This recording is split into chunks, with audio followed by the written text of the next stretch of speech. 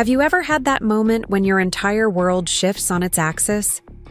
When everything you thought was solid suddenly turns to sand beneath your feet? Mine happened on what should have been one of the happiest nights of my life, our 12th anniversary celebration. But instead of champagne toasts and loving memories, I got the shock of my lifetime when my husband's mistress walked through the door. What happened next?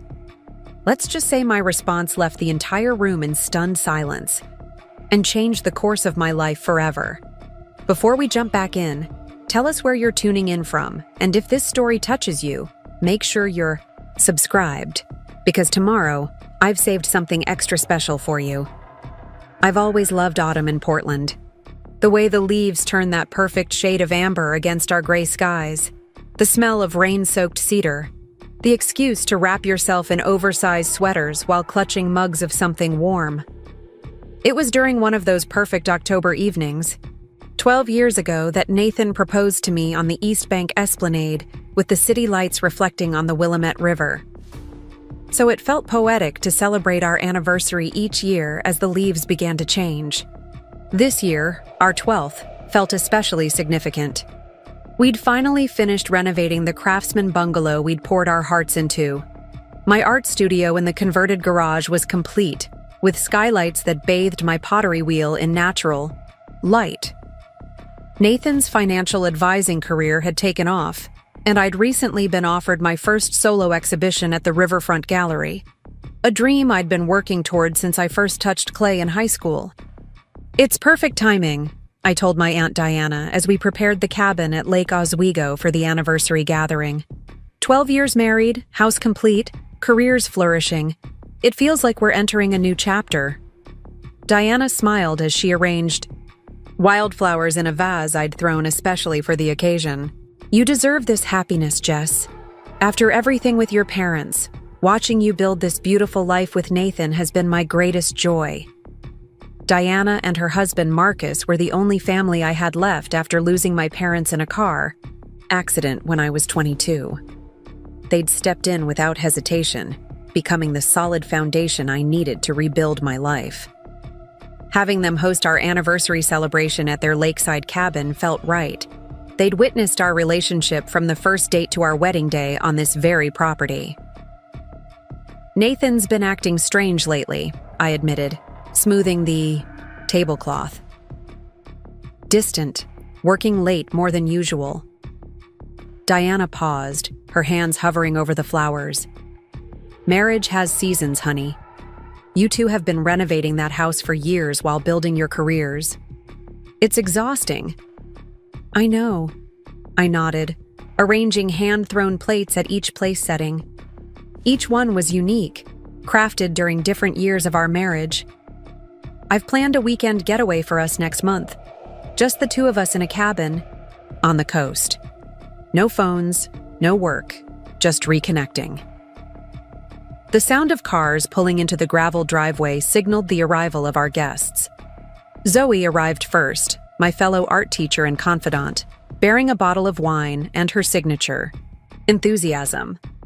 Marcus returned from town with the catered food. More friends filtered in. Colleagues from Nathan's firm, neighbors who'd become friends, former classmates who'd stuck around. But no Nathan.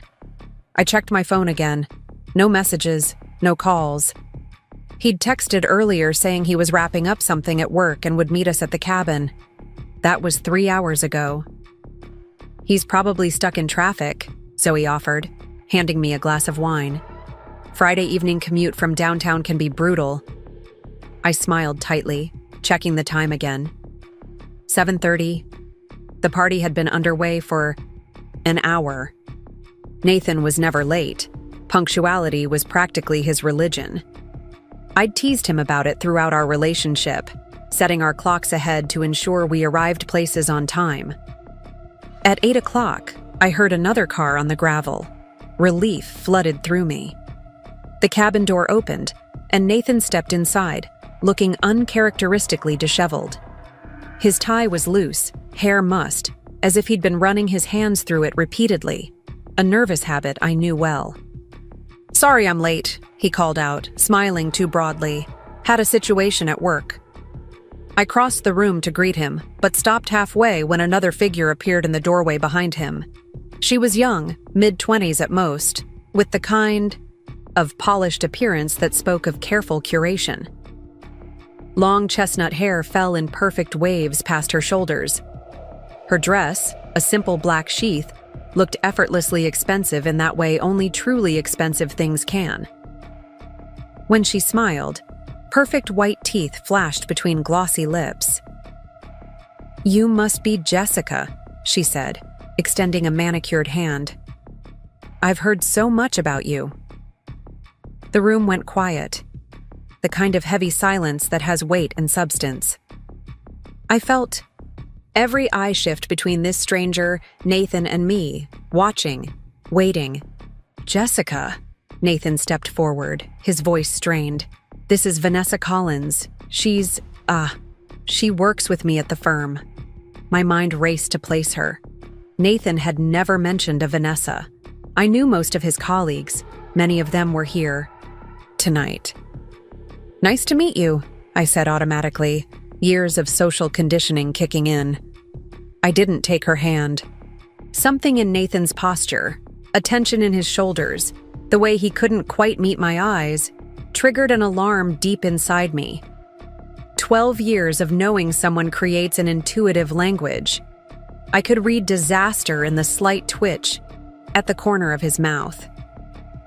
"Vanessa is more than a colleague, actually," Nathan continued, his voice dropping. "We've been seeing each other." The wine glass slipped from my fingers, shattering on the hardwood floor. Red liquid splashed across my white dress, looking remarkably like blood. "Nathan," Vanessa's voice carried a warning note. "We discussed how we would do this.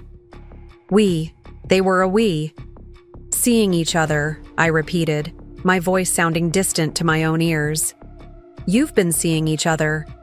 I looked between them, noting how they stood, not quite touching, but gravitating toward one another like paired magnets. "How long?" "Jessica, maybe we should talk privately," Nathan suggested, glancing uncomfortably at our friends and family who stood frozen in shock. "How long?" The words came out harder this time. 2 years, Vanessa answered when Nathan hesitated. "We met when I joined the firm. 2 years, half the time it took to build my studio, longer than it took to renovate our kitchen. While I'd been creating pottery for our home, he'd been creating a separate life." I felt a hand on my shoulder. Diana, her presence warm and solid. "Nathan, what are you doing?" she asked, her normally gentle voice edged with steel. "I wanted to wait until after the party," Nathan said, running a hand through his hair again. "This isn't how I planned to tell you." "Tell me what exactly?" My voice was eerily calm. "That you've been cheating on me? That you brought your mistress to our anniversary party? Please, Nathan, tell me what exactly you plan to say after we celebrated 12 years of marriage." Vanessa shifted uncomfortably. "I told him this was inappropriate, but I thought you deserved to meet me face to face." "This isn't just a fling, Jessica. Nathan and I are in love." Someone gasped. Zoe, probably. Marcus moved to stand beside Diana and me, forming a protective barrier. "In love," I repeated, the words tasting bitter. "How convenient." "It just happened," Nathan said, his voice pleading. "I never meant to hurt you." Something snapped inside me then, a tether breaking. The shock receded just enough for anger to surge forward. Yet, here we are at our anniversary party, with you introducing me to your mistress. Seems like hurting me is exactly what you meant to do. "Jessica," he started, reaching for me. "Don't." I stepped back, bumping into the table where 12 handcrafted plates marked 12 years of what I now realized was a lie. "Is that why you've been working late? Is that why you've been distant? Because you've been building a life with someone else while I was building a home for us?" "It's complicated," Nathan said. "Actually, it's remarkably simple," I replied, my voice steadying. "You cheated. For 2 years you lied to my face every day. You watched me pour my heart into our home, into us, while you were giving yourself to someone else. Vanessa stepped forward. Jessica, I understand this is a shock, but you understand nothing. I cut her off, my gaze never leaving Nathan. Were you ever going to tell me? Or was I supposed to just keep living in ignorance while you played house with your girlfriend? I was going to tell you after the exhibition, Nathan admitted quietly. I didn't want to jeopardize your opportunity. A harsh laugh escaped me. How considerate of you. The room remained in suspended animation, no one daring to move or speak. These were people who had known us for years, who had celebrated holidays with us, helped us move furniture, brought food when we were sick, and now they were witnesses to the implosion of what they thought was a happy marriage. I looked around at the faces, some averted in discomfort, others watching with undisguised shock. This party was meant to celebrate our past and future together. Instead, it had become the site of our ending. I have something to say. Preparing and narrating this story took us a lot of time, so if you are enjoying it, subscribe to our channel. It means a lot to us. Now back to the story.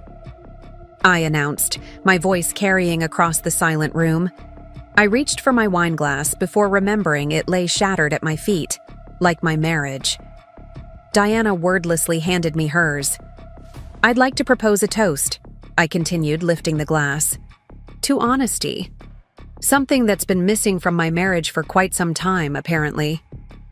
I looked directly at Nathan and Vanessa. I've spent 12 years believing I was building a life with someone who respected me enough to tell me the truth. I was wrong. Nathan's face flushed. Jessica, please. I'm not finished, I said firmly. You've had 2 years to speak your piece. I get my moment now. I turned to address our guests. Thank you all for coming to celebrate what I thought was a milestone. Instead, it's become a funeral for my marriage. That's a bit dramatic, Nathan muttered. Is it? I challenged. Tell me, Nathan, what part of bringing your mistress to our anniversary party isn't deserving of drama? Vanessa touched his arm. Maybe we should go. No, I said, suddenly filled with a strange clarity. You should stay. After all, this party is about Nathan's relationship, isn't it? Just not the one with me. I set the glass down carefully and straightened my spine. I won't be staying, though. I deserve better than this humiliation. With those words, I walked to the door, pausing only to address Nathan one final time. Don't come home tonight, or any night for that matter. Whatever we had died the moment you decided I wasn't worth the truth. As I stepped into the cool autumn air, I heard Diana call my name.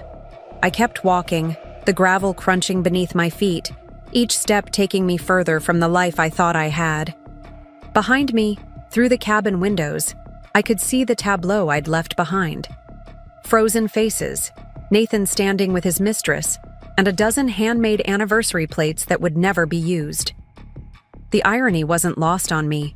I'd spent years crafting the perfect vessels to hold our memories, never realizing our relationship had been hollow from the start.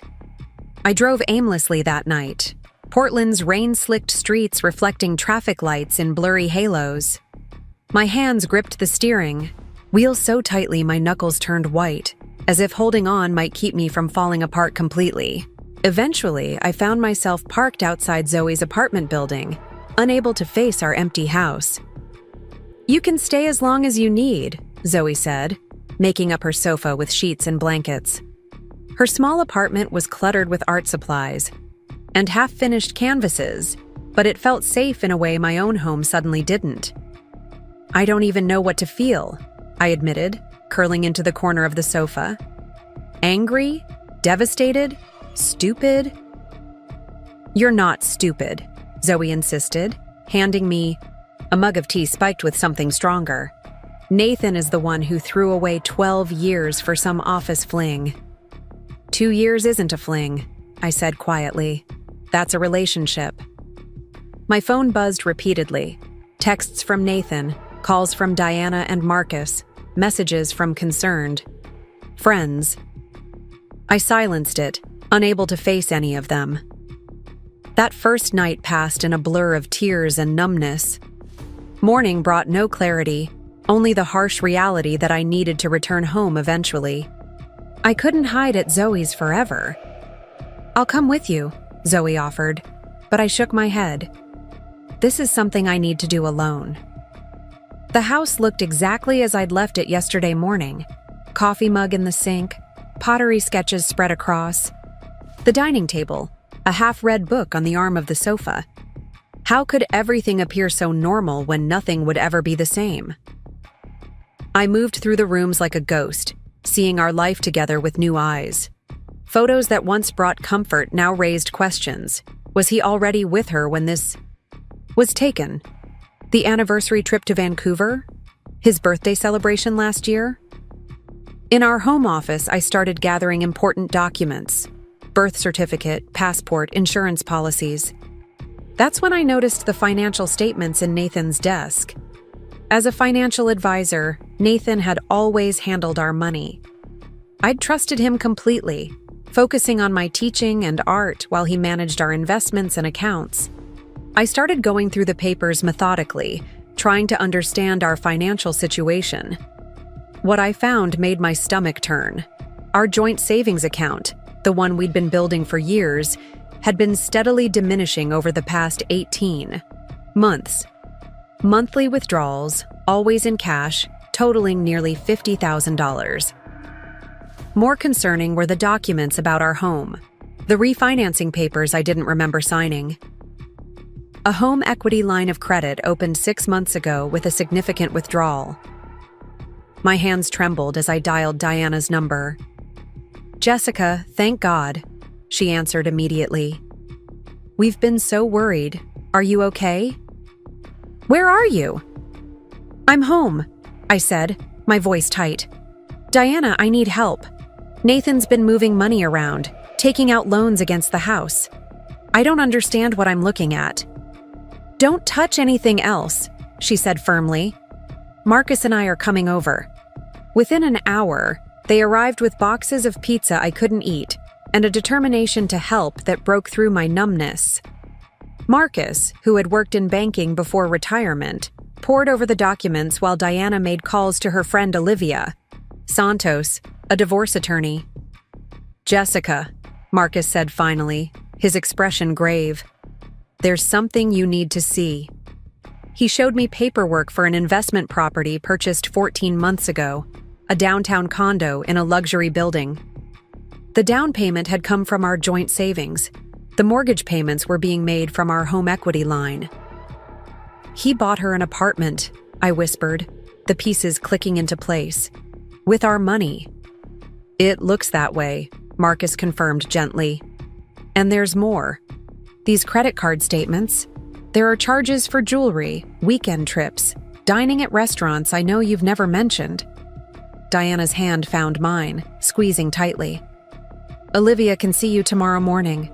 She specializes in cases like this." "Cases like what?" I asked hollowly. "Financial infidelity alongside the other kind," she replied. "She'll help you protect what's yours." That night, after Diana and Marcus reluctantly left, promising to return in the morning, my phone rang with a call from Nathan. Against my better judgment, I answered. "Where are you?" I demanded without preamble. "Jessica, we need to talk," he said, ignoring my question. "What happened last night? It wasn't supposed to go that way." "No kidding," I said bitterly. "How exactly was it supposed to go? After the party? After my exhibition? When, Nathan?" He sighed heavily. "Can I come home so we can discuss this civilly?" "This isn't your home anymore," I said, surprising myself with the conviction in my voice.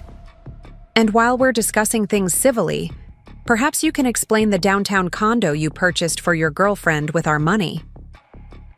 The silence that followed told me everything. "Jessica," he started, his voice taking on the placating tone he used with difficult clients. "Our finances are complicated. You've never been interested in the details." "I'm interested now," I countered. "I'm interested in how you used our home as collateral to fund your affair.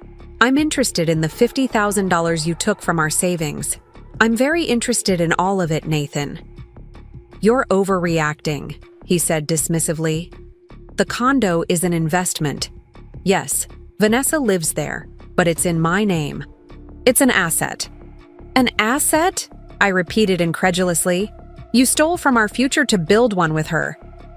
"I didn't steal anything," he snapped, his composure slipping. "My name is on those accounts too.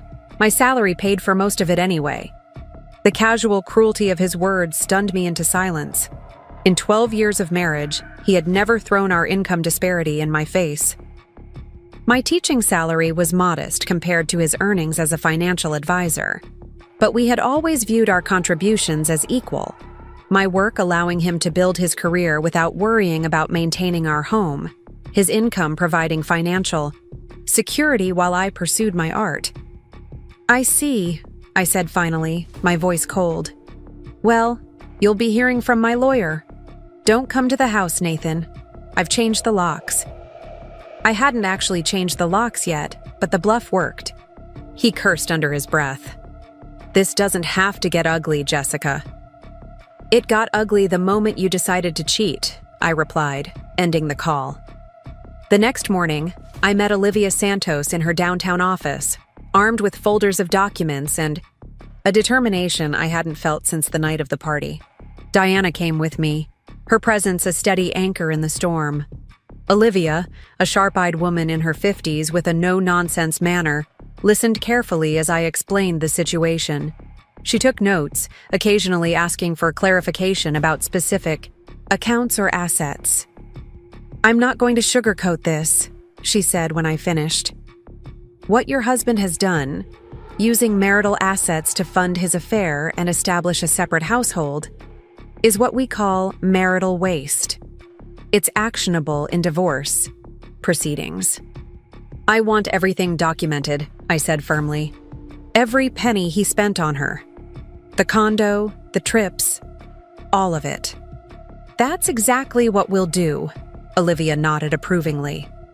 "But there's something else we need to discuss." She pulled out a form from her desk. "Your exhibition at the riverfront gallery. It's a significant opportunity, correct?" I nodded, confused by the change in subject. "It's my first solo show." "Why?" "Because timing matters in these cases," she explained. "Oregon is an equitable distribution state, which means the court will divide marital assets fairly, not necessarily equally, considering various factors, including career opportunities." "I don't understand," I admitted. "If we file immediately, your exhibition becomes part of the marital assets under consideration. Potential income, professional advancement, everything you might gain from it. But if we gather evidence quietly and file after the exhibition..." She let the implication hang. "It would be mine alone," I finished. "My achievement, my opportunity." "Precisely," Olivia smiled. "And given what we've discovered about your husband's financial activities, I suggest we take our time building the strongest possible case." As we left Olivia's office, armed with a strategy and a list of documents to gather, Diana hugged me tightly. "You're stronger than you know, Jessica," she said. "Nathan underestimated you. That's his second mistake." "What was his first?" I asked. "Thinking he deserved you in the first place," she replied. That afternoon, I returned home to find a sleek black BMW parked in my driveway. Vanessa sat on my porch steps, looking considerably less polished than she had at the party. Her hair was pulled back in a simple ponytail, her face free of makeup. "What are you doing here?" I demanded, not bothering to hide my anger. She stood, brushing off her jeans. "I need to talk to you about Nathan." "I have nothing to say to you," I replied, moving to unlock my front door. "He's not who you think he is," she said quickly. "He's not who I thought he was either." Something in her voice, a note of fear perhaps, made me pause. "You have 5 minutes," I said, reluctantly gesturing toward the porch swing rather than inviting her inside. Some boundaries couldn't be crossed. Vanessa sat gingerly, her hands clasped tightly in her lap. "Nathan told me you were separated," she began. "When we met 2 years ago, he said you were living together but essentially divorced, staying together for appearances while leading separate lives." I laughed bitterly. "And you believed that? The oldest cliché in the book?" She flushed. I was 25, new to the firm, and he was my mentor. He was charming and attentive and made me feel special. She looked away. By the time I realized things weren't exactly as he'd described, I was already in love with him. "So what?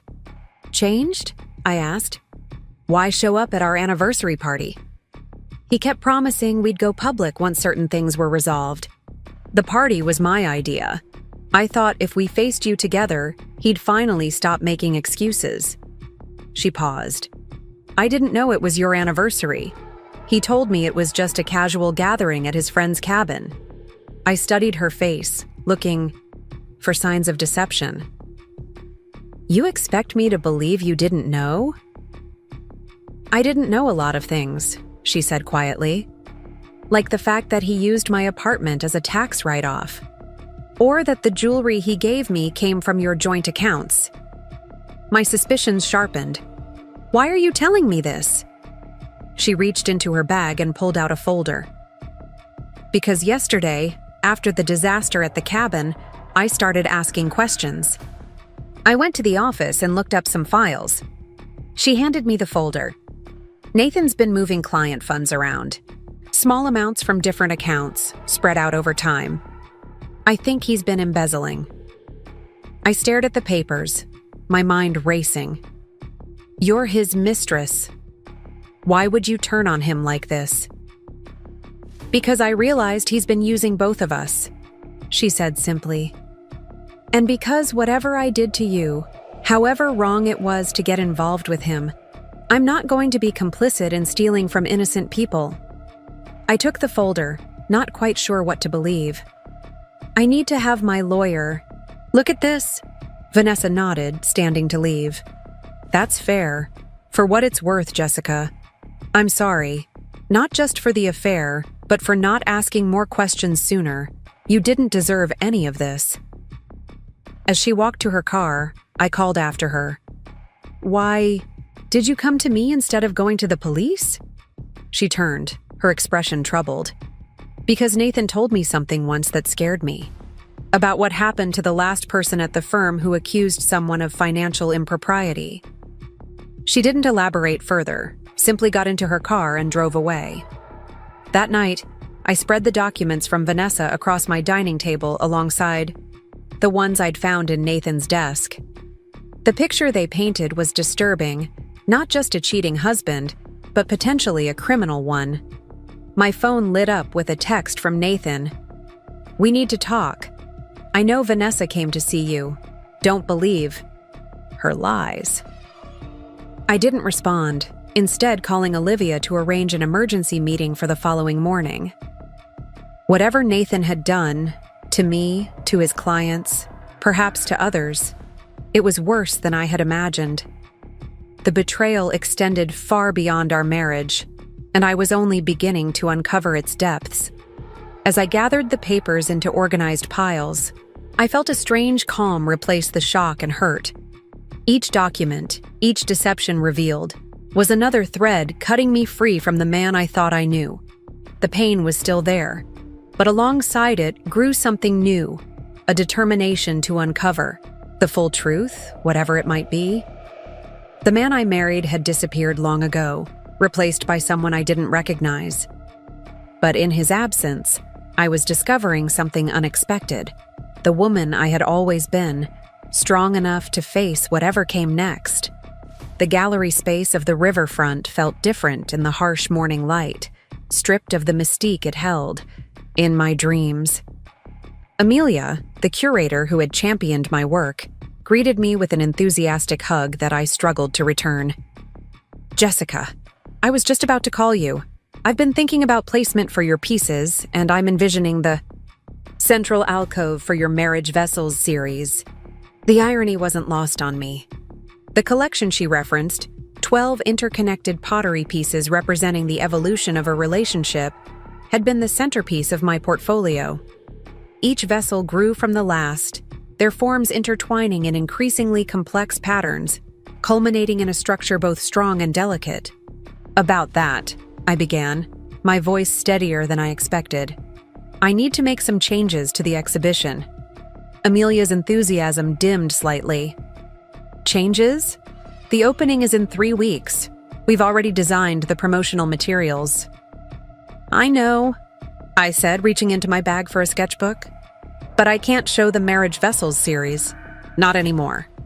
I opened to fresh sketches I'd worked on through the sleepless night. I want to create something new, something more honest. She studied the charcoal drawings, shattered forms being reconstructed into unexpected shapes, broken edges highlighted with metallic glazes rather than hidden. This is different from your previous work, more raw. My life is different now, I replied simply. To her credit, Amelia didn't press for details. Instead, she traced the lines of my sketches with an appraising eye. You'd need to produce all of these in 3 weeks? I'll work day and night if necessary. She was quiet for a long moment. The marriage vessels were beautiful, Jessica, but these... She tapped the sketch. These have something the others didn't. Urgency. Truth. She nodded decisively. Do it. Create these instead. I left the gallery with a renewed sense of purpose. My exhibition wouldn't be what I'd planned. A celebration of marriage and connection. But something deeper had taken its place. A documentation of fracture and reconstruction. My next stop was Gregory Wilson's office. As managing partner at Nathan's firm, he carried himself with the easy confidence of someone accustomed to power. His handshake was firm, his smile practiced, as he welcomed me into his corner office overlooking the river. Jessica, what a pleasant surprise. Nathan didn't mention you'd be stopping by. Nathan doesn't know I'm here, I replied, placing Vanessa's folder on his desk. And I'd prefer to keep it that way. Gregory's eyebrows rose slightly, but he gestured for me to continue. I recently became aware of some concerning activities involving client accounts, I said carefully. Patterns that might indicate improper management of funds. His smile remained fixed, but a wariness entered his eyes. That's a serious allegation. May I ask where you obtained this information? From someone inside the firm who was troubled by what they discovered.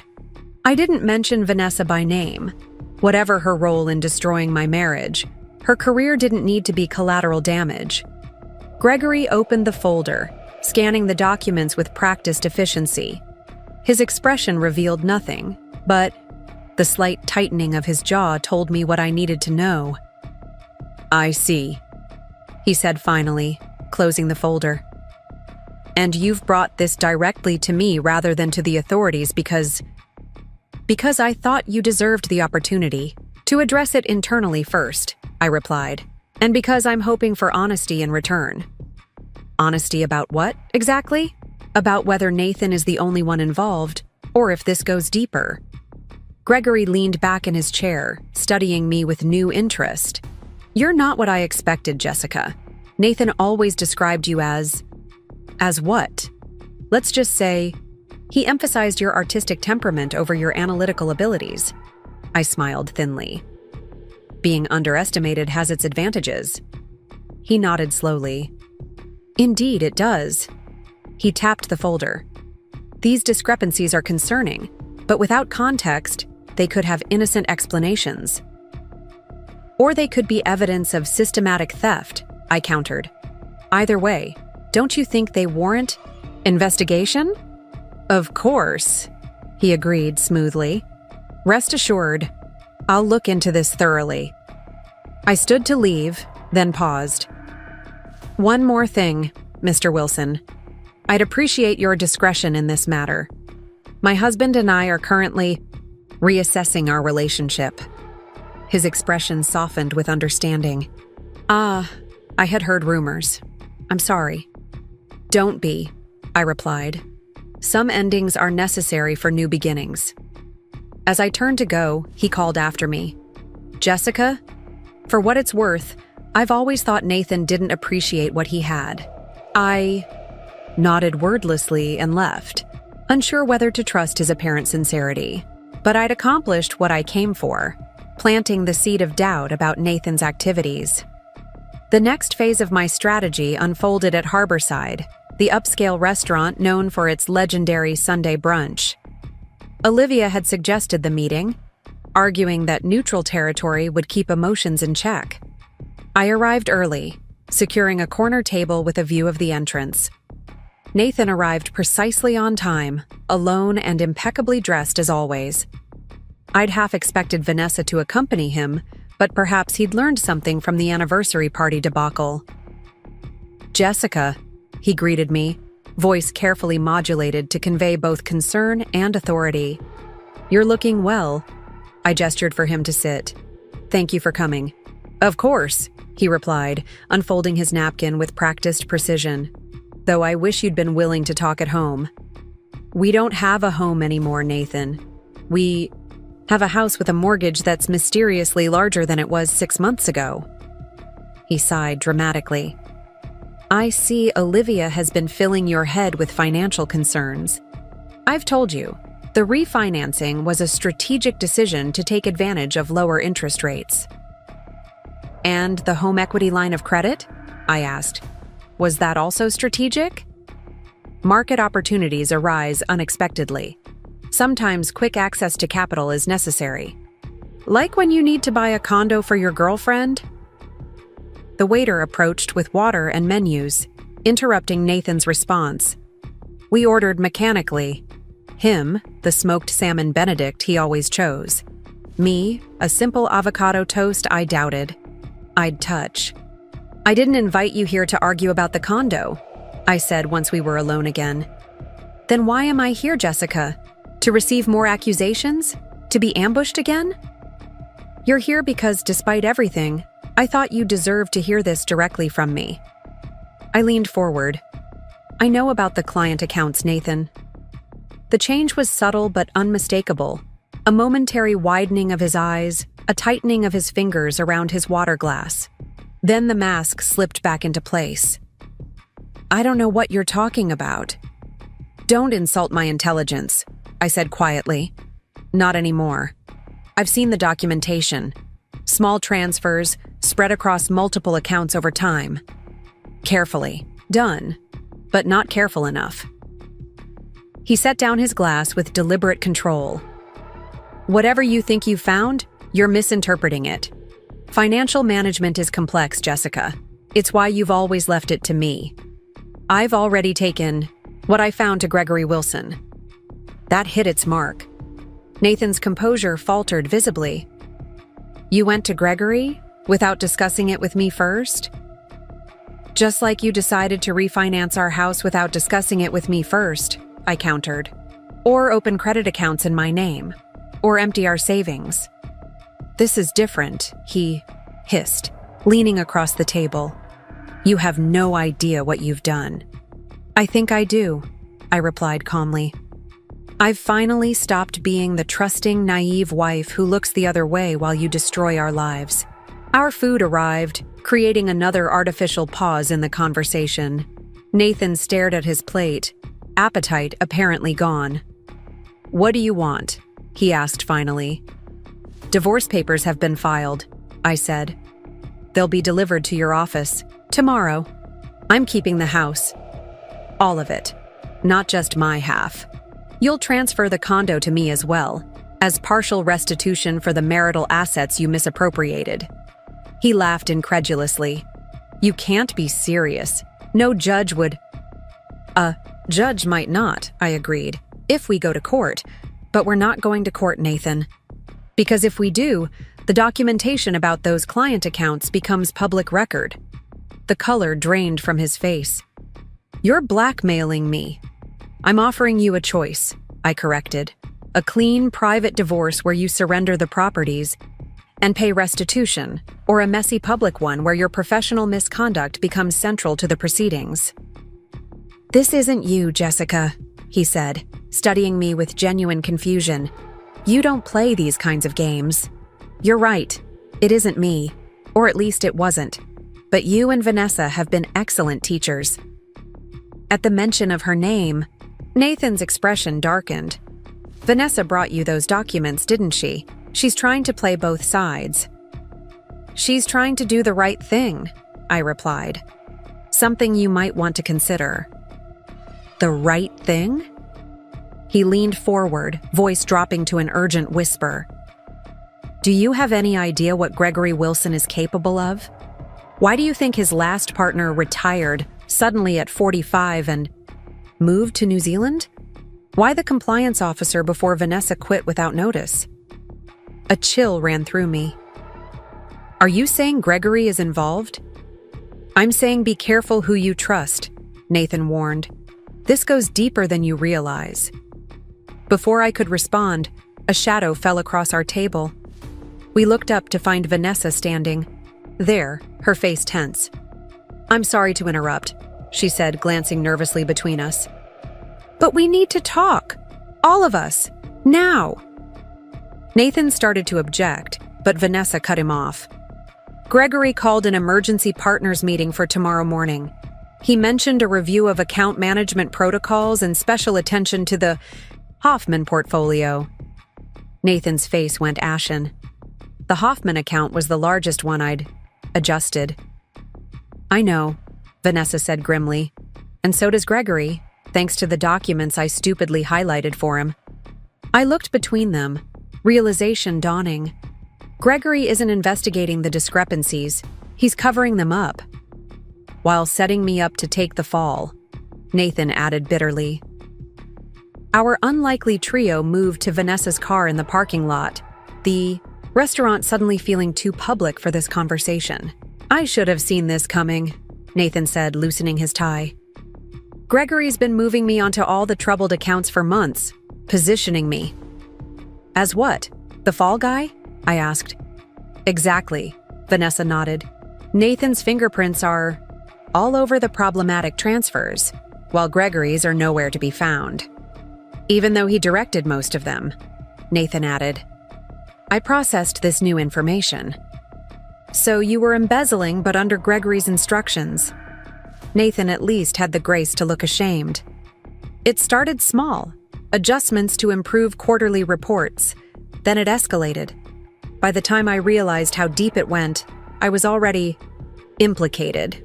And the affair? Was that Gregory's idea too? I couldn't keep the bitterness from my voice. Vanessa looked away. Nathan stared at his hands. No, he admitted quietly. That was my weakness, my failure. An uncomfortable silence filled the car. Whatever their relationship had been, watching. It crumble under pressure brought me no satisfaction. What happens at tomorrow's meeting? I asked finally. Gregory presents evidence of irregularities in accounts I've managed, Nathan explained. Expresses shock and disappointment. Promises clients that the firm will make everything right. While you take the blame, I finished. And possibly criminal charges, he added grimly. I considered our options. The divorce leverage I'd thought. I had suddenly seemed insignificant compared to the larger crisis unfolding. We need proof that Gregory was behind this, I said. Something that connects him directly to the transfers. Vanessa straightened in her seat. The authorization codes. Every major transfer requires a partner code, even if someone else executes it. Those would be in the system logs, Nathan nodded, but we'd need admin access. Which you don't have, I guessed. No, but Vanessa hesitated. Rachel in IT does, and she owes me a favor. A plan began to form, tentative at first, then more concrete as we worked through the details. By the time we left the restaurant parking lot, our unlikely alliance had a strategy. This doesn't change anything between us, I told Nathan as we parted ways. Our marriage is over. I know, he said softly. But thank you for helping despite everything. I'm not doing it for you, I clarified. I'm doing it because it's right, and because I've spent too many years letting others determine my worth. As I drove home, I reflected on the strange turn events had taken. 2 weeks ago, I'd been preparing for an anniversary celebration, blissfully unaware that my marriage was a facade. Now, I was plotting to expose financial fraud with the help of my husband and his mistress. Life, it seemed, had a sense of irony after all. The next 24 hours passed in a blur of activity. Vanessa worked with her IT contact to access the system logs. Nathan gathered supporting documentation from his own files, emails and memos that, while not smoking guns, created a pattern when viewed together. While they worked on the financial evidence, I focused on creating a different kind of record. I reached out to former employees who had left the firm under questionable circumstances. Most refused to talk, but a few shared stories that corroborated Nathan's claims about Gregory's methods. The former compliance officer, now living in Auckland, was particularly forthcoming once I explained the situation. Gregory threatened my family, she told me during our video call. Said he knew people who could make problems for my daughter at college. I left the country the next day. I recorded our conversation with her permission, adding it to our growing arsenal. By evening, we had assembled enough evidence to at least raise serious questions about Gregory's conduct. It might not be enough for criminal charges, but it would certainly prevent him from making Nathan the sole scapegoat. The three of us met at Zoe's apartment to finalize our approach. My friend had reluctantly agreed to let us use her place as neutral territory, though she made her feelings about Nathan abundantly clear with glacial stares and pointed silence.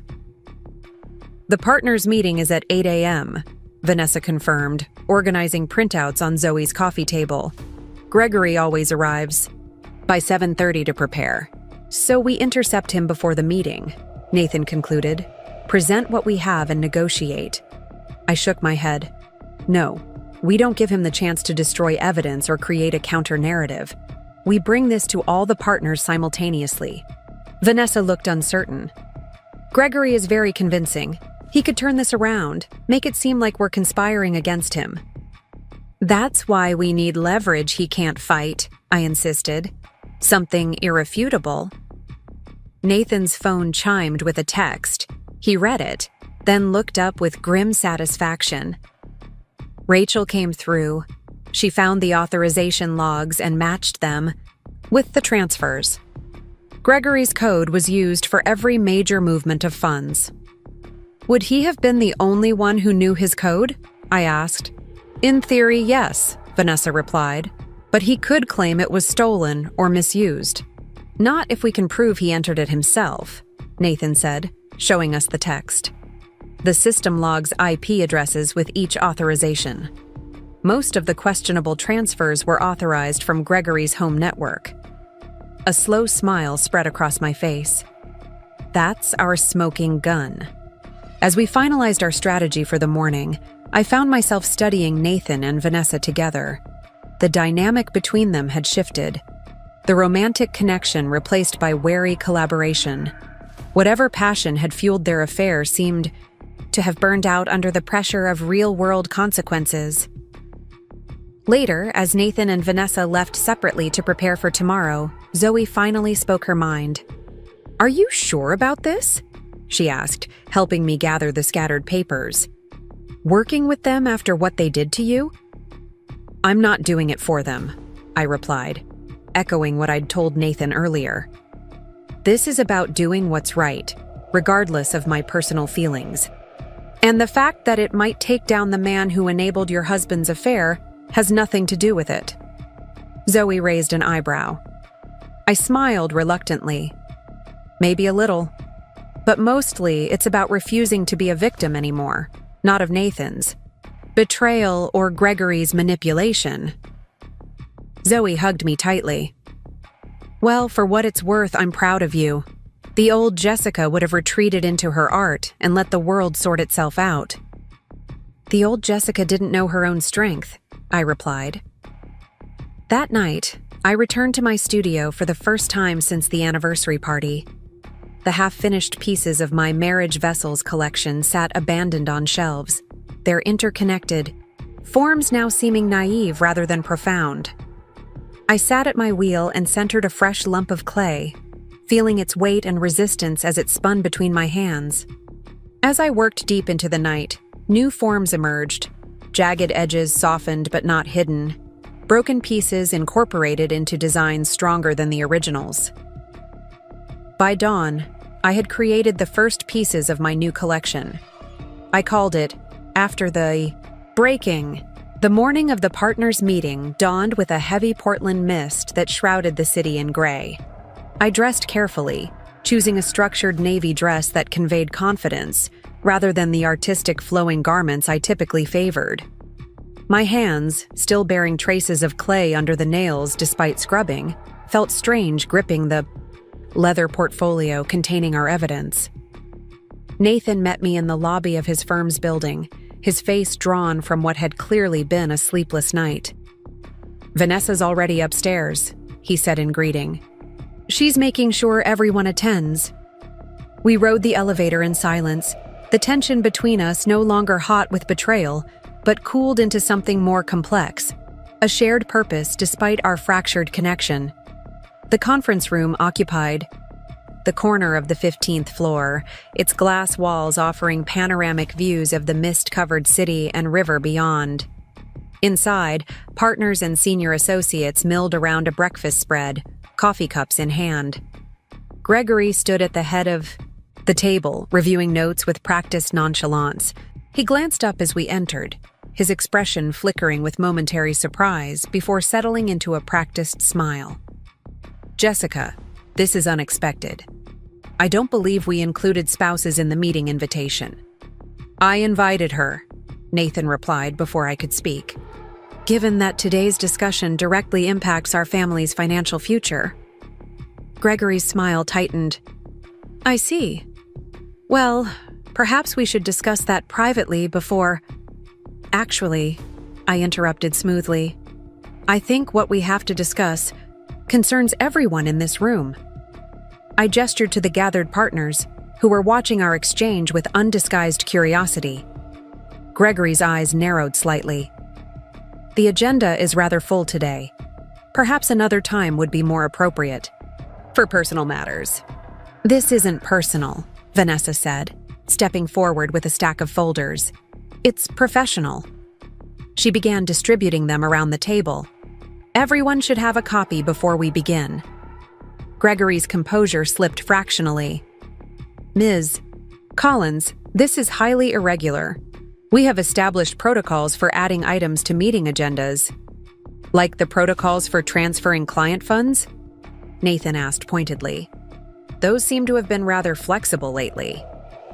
A tense silence fell over the room as partners opened their folders. I watched their expressions shift from confusion to concern to alarm as they reviewed the evidence we'd compiled. "What is this?" demanded Elaine Chen, the most senior female partner. "These authorization logs show questionable transfers from dozens of client accounts." "All approved with Gregory's authorization code," Nathan added. "From his home IP address." Gregory's face hardened. "This is absurd. Nathan has clearly manufactured this evidence to deflect from his own mismanagement. As I was prepared to outline today, we've discovered concerning irregularities in accounts under his supervision. We thought you might say that," I said calmly, opening my own folder. "Which is why we also have statements from former employees about your methods." I slid copies of the transcripts across the table, including Margot Lewis, your former compliance officer, who has quite a story about why she suddenly relocated to New Zealand. The partners exchanged alarmed glances. Gregory's face flushed with anger.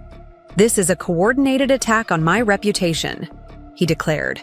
"Nathan has been embezzling from client accounts for months. I was building a case before bringing it to the partnership. These fabricated logs and coerced statements are a desperate attempt to save himself."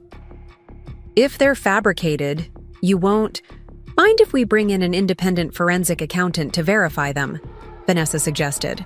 I've taken the liberty of contacting Margaret Wu at Deloitte. She's on standby for our call. For the first time, uncertainty flashed in Gregory's eyes. He glanced around the table, assessing his support among the partners. This is completely unnecessary, he insisted. We can resolve this internally without outside involvement that might alarm our clients.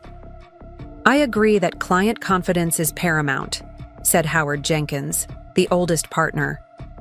Which is precisely why we need to understand exactly what's happened here. He turned to Nathan. You're admitting to involvement in these transfers? Nathan nodded grimly. Yes, I executed many of them under Gregory's direction. I'm not claiming innocence. I'm guilty of following orders I knew were wrong. But I wasn't acting alone, and I wasn't the architect of this system. The meeting devolved into intense questioning from all sides.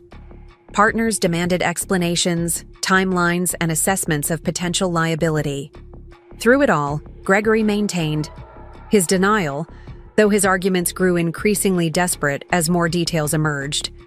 I watched silently, observing the power dynamics shift minute by minute. Nathan answered questions directly, accepting responsibility for his actions while consistently returning focus to the broader systemic issues. Vanessa provided technical details about how the transfers had been executed and documented. Just as it seemed the tide was turning decisively against Gregory, the conference room door opened. A security guard entered, followed by two men in suits who introduced themselves as agents from the Financial Industry Regulatory Authority. We received an anonymous tip regarding potential securities fraud at this firm, the older agent explained. We have a warrant to secure all records related to client accounts managed by Nathan Parker. The room fell silent. Gregory's expression transformed from cornered to triumphant in an instant. As I was trying to explain to my colleagues, he said smoothly, Mr. Parker has been engaging in concerning activities. We were just discussing the firm's response. I felt the situation slipping away. Gregory had called in authorities focused specifically on Nathan, effectively derailing our revelation about his own involvement. That's not the complete picture, I began, but the agent held up his hand. Ma'am, this is now an official investigation. All evidence should be provided through proper channels. Gregory smiled thinly. Of course, the firm will cooperate fully. In fact, I've prepared a preliminary report on the accounts in question. He retrieved a bound document from his briefcase, clearly prepared in advance for exactly this scenario. Vanessa caught my eye across the table, her expression conveying what we both realized. Gregory had anticipated our move and countered with one of his own. By bringing in regulators focused narrowly on Nathan, he was reasserting control of the narrative. The next hour passed in a blur of procedural discussions. The agent sequestered Nathan for preliminary questioning while instructing the firm to preserve all records. Partners huddled in concerned groups, discussions of damage control already beginning. I found myself standing alone by the windows, watching the morning mist burn away to reveal the city below. All our careful preparation, all the evidence we'd gathered, it had been neutralized by Gregory's preemptive strike. Impressive move, Vanessa said quietly, joining me at the window. He must have called them last night after seeing you at his office. He's using Nathan as a firewall, I murmured, containing the damage. What do we do now? Before I could answer, Elaine Chen approached us, her expression unreadable. Jessica, may I speak with you privately? I followed her to a small side office, unsure what to expect. Elaine had been with the firm for 20 years, a pioneering female presence in what had long been a male-dominated environment.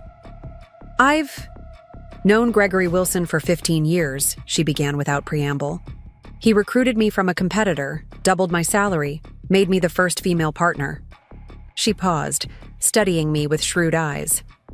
I've also watched him systematically undermine anyone he views as a threat. Like Nathan? I asked. She shook her head. Nathan was never a threat to Gregory. He was useful, talented, but pliable. Her gaze sharpened. You, however, are something else entirely. I don't understand. Gregory has mentioned you occasionally over the years, always dismissively, the artistic wife, the teacher, the dreamer. But I've seen your work at charity auctions. There's nothing unfocused about your art, Jessica. It's precise, intentional, structured. She leaned forward. Gregory underestimated you. That's a mistake I won't make. What are you saying?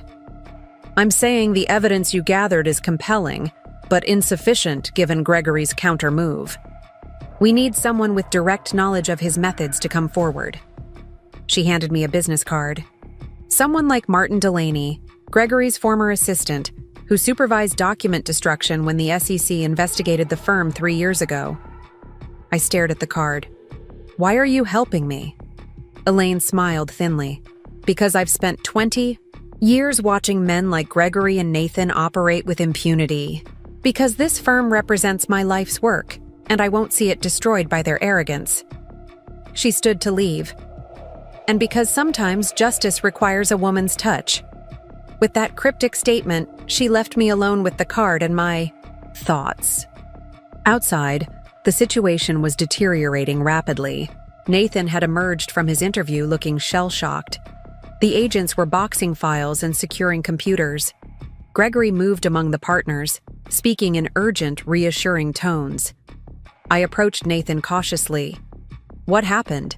They're focusing entirely on my activities, he said, voice hollow. The accounts I managed, the transfers I executed. It's exactly what Gregory wanted. We're not finished, I told him, showing him Martin Delaney's card. Elaine thinks he might help. Nathan's eyes widened slightly. Martin was Gregory's right hand for years. He knows everything. Where do we find him? Last I heard, he'd opened a sailing school in Astoria. A plan began forming, tentative at first, but gaining structure with each passing moment. Like clay on a wheel, possibilities taking shape beneath attentive hands. I need to go, I told Nathan. Keep the agents focused on the evidence we've already provided. Buy us time. He nodded, understanding. Jessica, thank you. You didn't have to help me after what I did. I'm not doing it for you, I reminded him. I'm doing it because it's right. As I turned to leave, Gregory intercepted me near the door. Leaving so soon? The drama's just beginning. The smug satisfaction in his tone made my skin crawl. You think you've won? I think your husband made a series of unfortunate choices that will have serious consequences, he replied. The firm will survive this isolated incident, and life will go on. For you, perhaps, I said softly. But remember this moment. Gregory, remember how confident you felt. His smile faltered slightly. Is that a threat, Mrs. Parker? No, I replied, meeting his gaze steadily. It's a promise. The drive to Astoria took nearly 2 hours, the coastal highway winding, through forests and alongside waterways. I'd called ahead using the number on Martin's card, leaving a vague message about Gregory Wilson and the firm. He'd called back within minutes, agreeing to meet at his sailing school. Martin Delaney was younger than I'd expected, early 40s, with weathered skin from years on the water and clear eyes that assessed me carefully as I explained the situation. Gregory's finally overreached, he said when I finished, gazing out at the Columbia River where it met the Pacific. I've been waiting for this day. Will you help us? I asked. He considered the question for a long moment. What Gregory did, to me, was personal. He took credit for my work, isolated me from clients, and when I threatened to expose his methods, he fabricated evidence of misconduct. His jaw tightened. I lost my career, my reputation, nearly my marriage. I'm sorry, I said quietly. Don't be. Leaving that world was the best thing that ever happened to me. See, he gestured to the sailing school, where students were preparing boats for afternoon lessons. I found my purpose here, but he turned back to me. Gregory Wilson deserves to face consequences for once in his privileged life.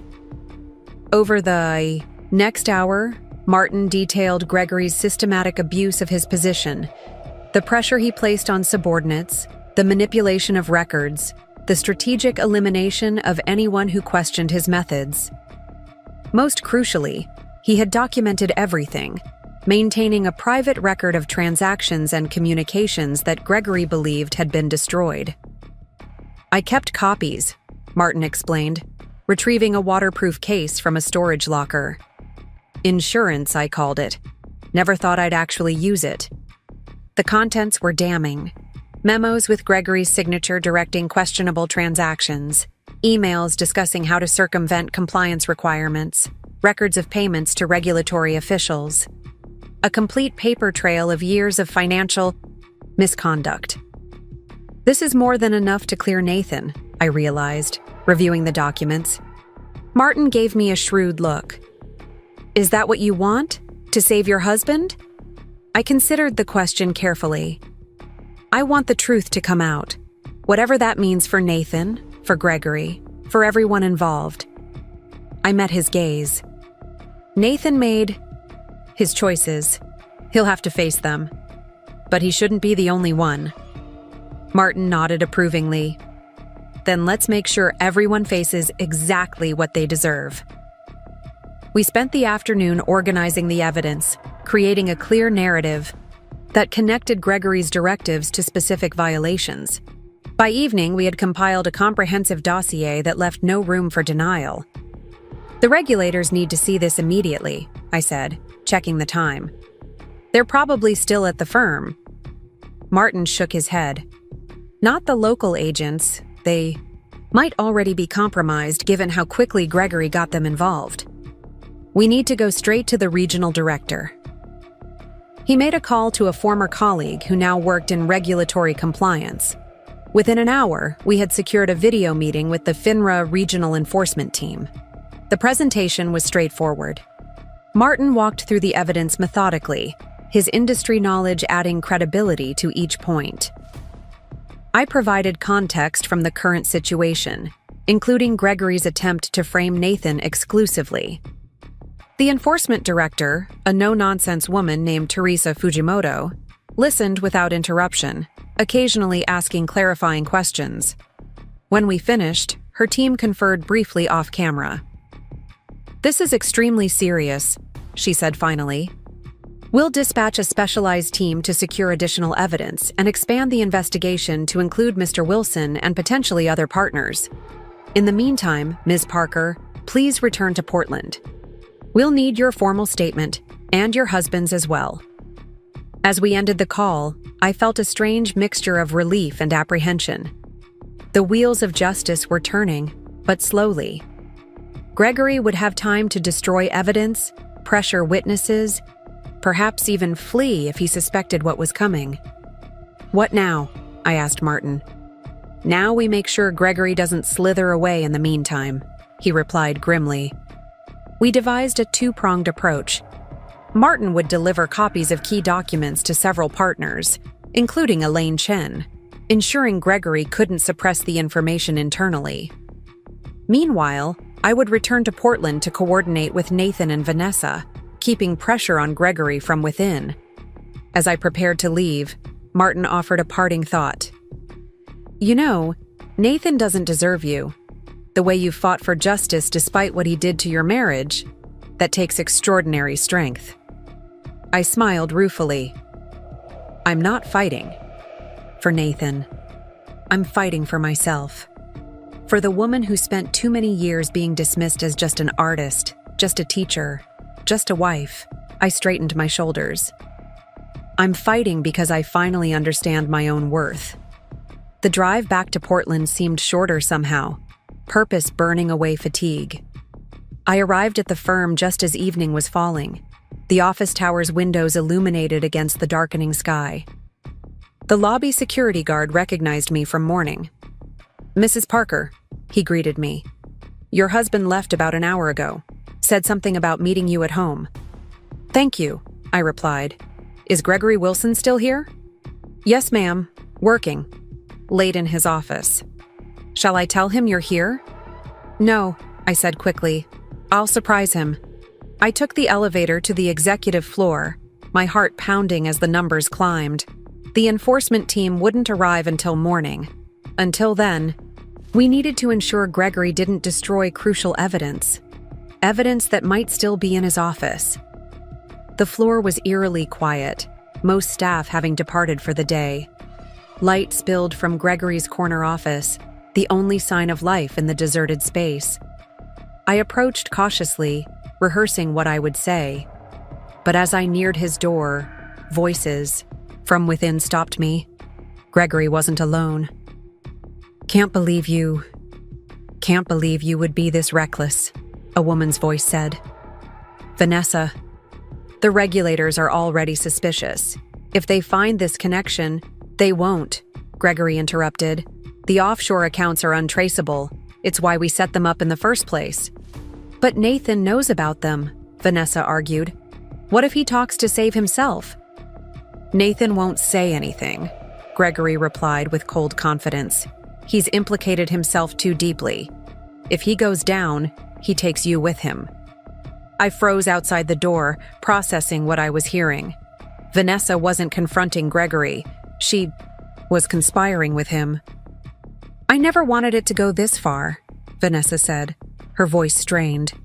"Using me to get close to Nathan was one thing, but framing him entirely—" "Having second thoughts?"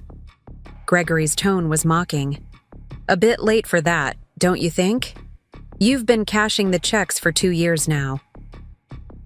The revelation hit me like a physical blow. Vanessa hadn't fallen in love with Nathan by chance.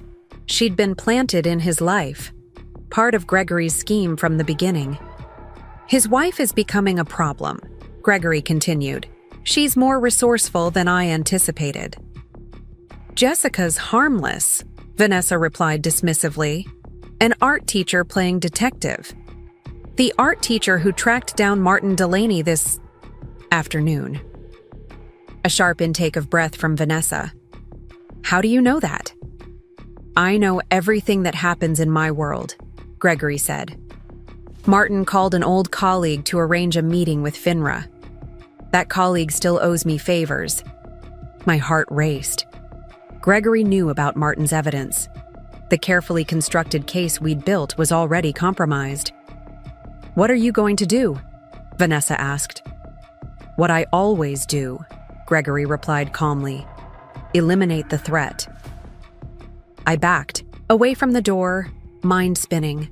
I needed to warn Martin, alert the authorities, tell Nathan that Vanessa had betrayed us all. But before I could move, the office door swung open. Gregory stood in the doorway, his surprise quickly masked by a predatory smile. "Jessica, what an unexpected pleasure." Vanessa appeared behind him, her expression flickering between shock and calculation. "I was just looking for Nathan," I lied, fighting to keep my voice steady. "Security said he might still be here." "Nathan left some time ago," Gregory replied, studying me intently. "But since you're here, perhaps we could continue our discussion from this morning. I believe we have unfinished business." Every instinct screamed danger, but I forced a neutral expression. "Another time, perhaps. I should get home. Nathan's waiting." I turned to leave, walking at a measured pace toward the elevator, resisting the urge to run. Behind me, I heard Gregory's voice, low and urgent. "Follow her. Make sure she goes directly home." The elevator doors seemed to take an eternity to open. Inside, I punched the lobby button repeatedly, relief washing over me as the doors finally closed. Pulling out my phone, I typed a frantic message to Martin. "Gregory knows. Evidence compromised. Be careful." The response came almost immediately. "Already delivered copies to partners and FINRA secure server. Too late for him to stop it." A small victory, but Gregory's words echoed ominously in my mind. Eliminate the threat. He wouldn't give up so easily. In the lobby, I spotted Vanessa emerging from another elevator, trying to appear casual as she scanned the space for me. I slipped out a side exit, taking the stairs to the parking garage instead of the main entrance where she would expect me. My car was where I'd left it that morning, but now I approached it with caution, checking underneath and examining the tires before unlocking it. Gregory's threat felt tangible, hovering in the air around me. I drove home via a circuitous route, constantly checking my rearview mirror for signs of being followed. Portland's evening traffic provided both cover and confusion, making it difficult to tell if the black sedan that appeared periodically was tracking me or simply heading in the same general direction. When I finally pulled into my driveway, Nathan's car was already there. The house lights were on, casting a deceptively welcoming glow. I sat in my car for a long moment, weighing my options. If Vanessa had been working with Gregory all along, where did that leave Nathan? Unwitting pawn or willing accomplice? There was only one way to find out. I entered the house cautiously, senses hyper-alert. Nathan sat at the kitchen table, his head in his hands, a half-empty whiskey glass at his elbow. "You know," he said without looking up, a statement rather than a question. "About Vanessa working with Gregory? I just found out." I remained near the door, maintaining distance. "Were you part of it?" He looked up then, his face haggard. "Part of what? My own destruction? The deliberate sabotage of my career and marriage?" Bitterness edged his voice. "No, Jessica. I was exactly what they needed me to be. Ambitious enough to be useful, insecure enough to be manipulated." Something in his defeated posture spoke to the truth of his words. I moved closer, settling into the chair across from him. "Vanessa was never in love with you," I said gently. "No." He laughed hollowly. "Turns out I'm not even special enough to be betrayed on my own merits, just a stepping stone in Gregory's grand plan." "Why you? Why did he need to set you up?" Nathan took a long swallow of whiskey. "Because I was getting too close to the truth. About 2 years ago, I noticed discrepancies in some of our major accounts. Nothing obvious. Gregory's too smart for that. But patterns that didn't add up. So he distracted you with Vanessa." "She was brilliant," Nathan admitted. "Sympathetic when I complained about work pressure. Impressed by my financial insights. Fascinated by the very details that had raised my suspicions." He shook his head ruefully. "While I was falling for her, she was gathering information for Gregory. What I knew, what I suspected, what evidence I might have." "And once she had secured your trust completely," I began. "She helped steer me into executing transactions that would later incriminate me," he finished. "All while Gregory siphoned millions into offshore accounts." The pieces were falling into place. Gregory's elaborate scheme to enrich himself while creating the perfect scapegoat in Nathan. "We need to go to the authorities immediately," I said. "Tell them everything before Gregory can spin this further." Nathan's expression darkened. "It's not that simple. Gregory's already laid groundwork with the regulators, painting me as the mastermind. It's my signature on the documents, my client relationships he exploited, without hard evidence connecting him directly." "Martin Delaney has that evidence," I interrupted. "Documentation of Gregory's directives going back years. He's already shared it with FINRA's regional office." Hope flickered briefly in Nathan's eyes, then dimmed. "Gregory mentioned Martin during my interview this morning. Called him a disgruntled ex-employee with a vendetta. He's already working to discredit him." "Then we need more," I said, determination hardening within me. "Something that even Gregory can't explain away." "Like what? Gregory's too careful to—" Nathan stopped abruptly, a realization dawning. "The Hoffman account. What about it?" "It's the largest one I managed. A family trust worth over $200 million. Gregory directed substantial funds from it to a holding company in the Cayman Islands. He leaned forward intently. But here's the thing. The transfer required three-factor authentication, including a physical key fob that generates security codes. Only Gregory and I have access to those fobs. So the system would have a record of which fob was used, I concluded. Exactly. And the physical security logs would show who accessed the fob storage safe on the days of those transfers. A plan was taking shape, but its execution would be dangerous. Gregory had already demonstrated his willingness to take extreme measures.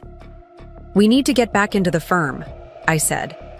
Tonight, before Gregory can destroy those records. Nathan glanced at his watch. The cleaning crew arrives at 9. The security systems recalibrate during their access period. There's a brief window when the secondary authentication measures are offline. How do you know that? I asked, surprised. A ghost of a smile crossed his face. Vanessa mentioned it once, bragging about her security clearance. She didn't realize I was filing away the information. The irony wasn't lost on me. Vanessa's manipulation had inadvertently given us a weapon to use against her and Gregory.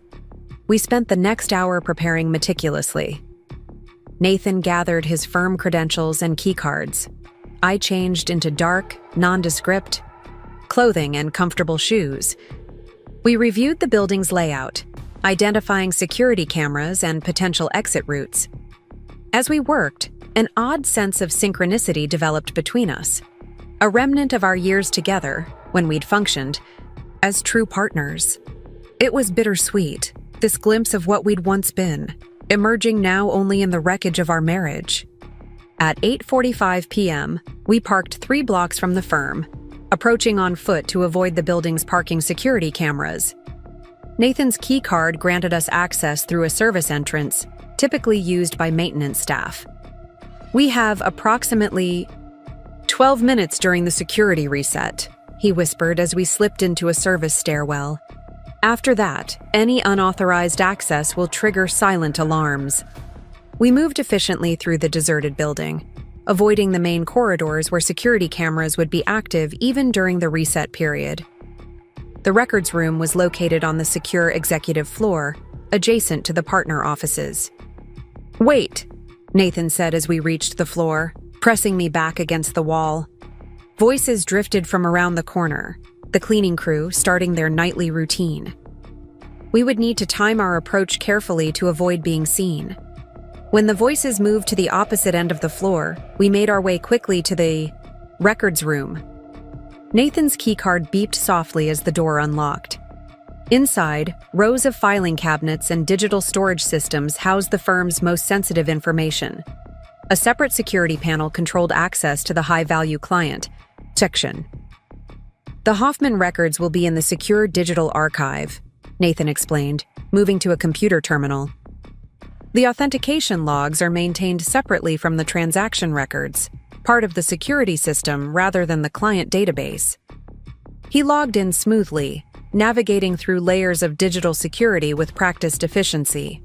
I kept watch at the door, monitoring the movements of the cleaning crew through the narrow window. "Here," Nathan said suddenly, his voice tight with excitement. "The authentication logs for the Hoffman transfers." I joined him at the terminal, scanning the screen. Each major transfer was accompanied by a detailed security log, including the unique identifier of the authentication fob used. "Can you tell which fob authorized these transfers?" I asked. Nathan pointed to a code at the end of each entry. "This is the fob identifier. Gregory's ends in 027. Mine is 394. The evidence was unmistakable. Every questionable transfer had been authorized, with Gregory's fob, 0227. "We need to print this," I said. "And we need the physical access logs for the security safe where the fobs are stored." Nathan hesitated. "Printing will create a record of our access." "It doesn't matter. By the time Gregory discovers it, the evidence will already be with the authorities." He nodded, initiating the print sequence. While the documents were printing, he accessed another system, the physical security logs that tracked access to the firm's most sensitive areas. The fobs are kept in a biometric safe in Gregory's office, Nathan explained. Access requires his fingerprint. No one else can open it. The logs confirmed this. Only Gregory Wilson had accessed the safe on the dates of the questionable transfers. It was the definitive connection we needed, proof that Gregory himself had authorized the fraudulent movements of client funds. As the final documents printed, the lights in the records room suddenly dimmed, then brightened, a precursor to the security system reset. "Time's up," Nathan warned, gathering the printed evidence. "We need to move." We slipped out of the records room just as the main security systems came back online. The cleaning crew had progressed to the far end of the floor, leaving our path to the service stairs temporarily clear. We had nearly reached the stairwell when a voice behind us froze us in place. "Working late, Nathan? And with company, no, less." Gregory Wilson stood in the doorway of his office, his stance casual but his eyes sharp with suspicion. Beside him, Vanessa watched us with calculated wariness. "Just picking up some personal items," Nathan replied, subtly shifting to block Gregory's view of the documents in my hand. "At 9 in the evening? Through the service entrance?" Gregory's smile was cold. "You must be desperate indeed." "We know, Gregory," I said, stepping forward. "About the offshore accounts. About how you set up Nathan to take the fall. About everything." His expression remained impassive, but a muscle twitched in his jaw. "Accusations without evidence are merely slander, Mrs. Parker. Something that could further damage your husband's already precarious position." "We have the evidence," Nathan countered. "The authentication logs from your personal fob. The security access records proving only you opened the safe on the days of the transfers." For the briefest moment, uncertainty flickered in Gregory's eyes. Then his composure returned, colder than before. "Fabricated records won't help you," he said dismissively.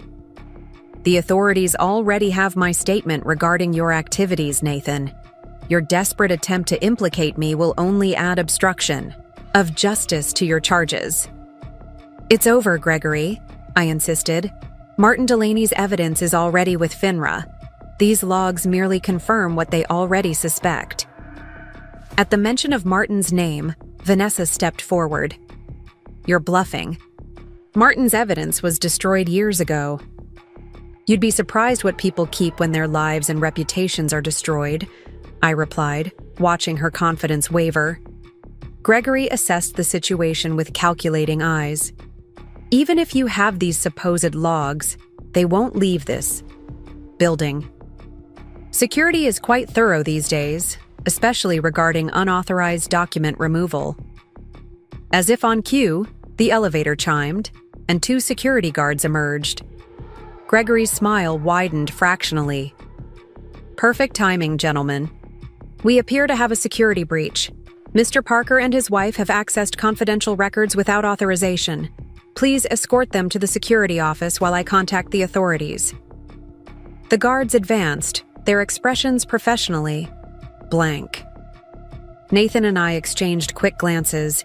If we were detained, Gregory would have the opportunity to destroy the evidence we'd gathered. What happened next unfolded with surreal clarity. Nathan stepped forward, ostensibly to comply with the guards, then suddenly tossed the folder of documents toward me. As the papers scattered in the air, creating momentary confusion, he lunged toward the fire alarm on the nearby wall and pulled it.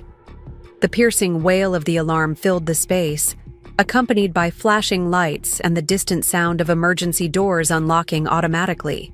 The building's fire protocol overriding security measures to ensure safe evacuation. "Go!" Nathan shouted over the alarm. "Get the evidence out!" I hesitated for only a second before dropping to gather the crucial documents. The security guards, momentarily disoriented by the alarm, moved to restrain Nathan.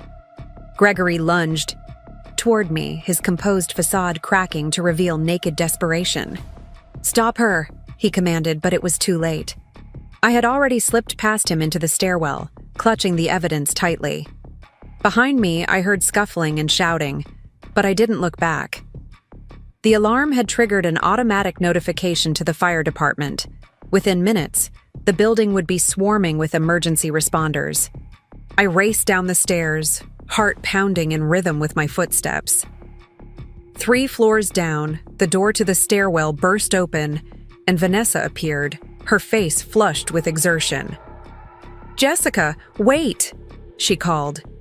"You don't understand what you're doing." I didn't slow down, continuing my descent. Vanessa pursued, her heels clacking loudly on the metal stairs. "Gregory will destroy you both," she warned, her voice echoing in the stairwell. "He has connections you can't imagine, people who can make you disappear." "Is that what happened to the compliance officer before you?" I called back.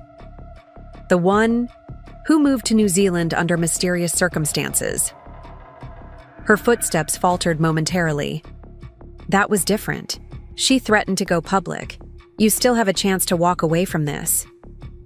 I stopped abruptly, turning to face her. Why would I walk away? So Nathan can take the fall for crimes he didn't mastermind? So Gregory can continue, stealing from clients who trust him? Vanessa's expression hardened. "You think this is about right and wrong? This is about survival. Gregory protected me when my former boss tried to assault me. He gave me opportunities no one else would. I owe him. And that justifies destroying my marriage? Setting up Nathan to take the blame for Gregory's crimes?" "Nathan was a willing participant," she countered. "He never questioned the transfers, never reported the irregularities. He chose his ambition over his integrity long before I entered. The picture." There was truth in her words, painful as it was to acknowledge. Nathan had made choices that led us here, choices driven by ambition, insecurity, and moral compromise. "You're right," I admitted. "Nathan isn't innocent. He'll face consequences for his actions." I held up the documents. "But so will Gregory. And so will you." Anger flashed in her eyes. "You self-righteous bitch. You have no idea what I've been through, what I've had to do to survive in this world." "I know enough," I replied quietly. "I know you used your body and your intelligence to further Gregory's schemes. I know you deliberately seduced a married man as part of your job, and I know you're still trying to protect the person who orchestrated all of it." Her composure cracked, revealing the desperation beneath. "Give me the documents, Jessica. Please. If Gregory goes down, I go with him. Everything I've built will be destroyed." "You destroyed my life," I reminded her. "My marriage, my trust, my sense of security. All collateral damage in your grand scheme." For a moment, something like regret flickered across her face. It wasn't personal. It was to me. The sound of approaching sirens penetrated the stairwell. Time was running out.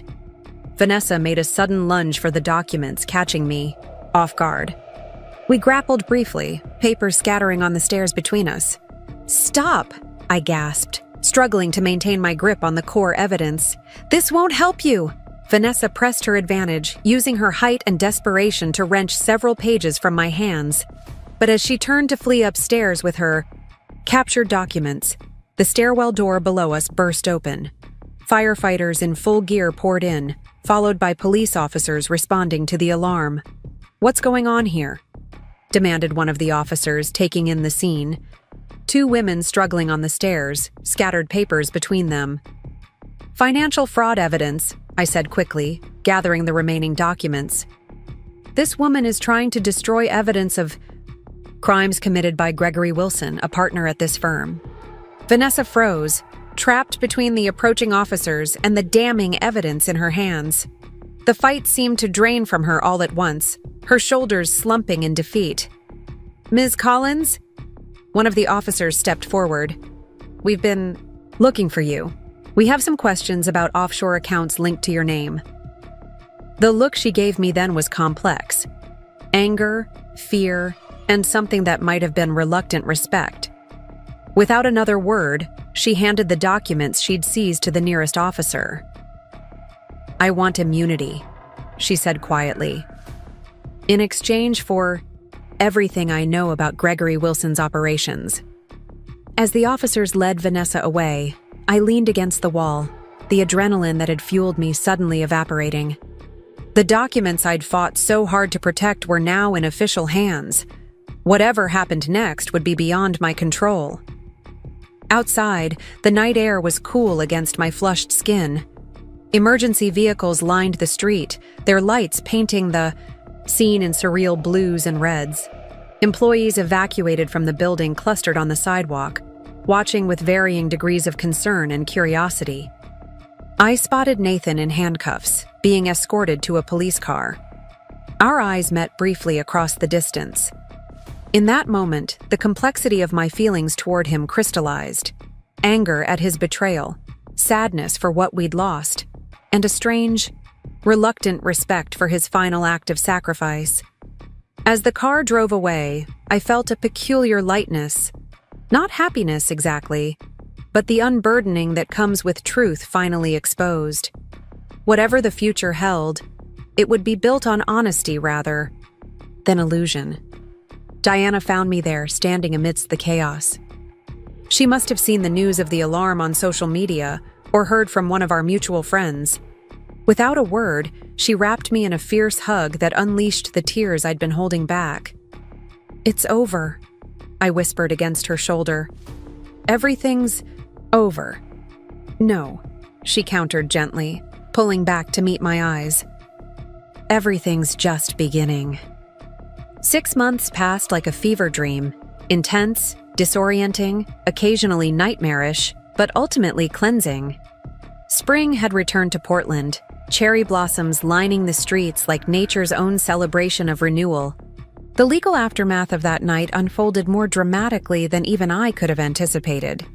Gregory Wilson faced multiple federal charges, from securities fraud to money laundering. The investigation expanded to include 2 other partners who had participated in his schemes.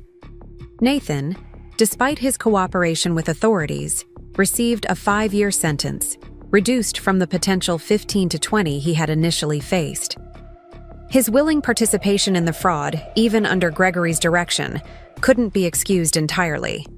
But his final act, triggering the alarm, creating the distraction that allowed the evidence to reach authorities, had earned him consideration.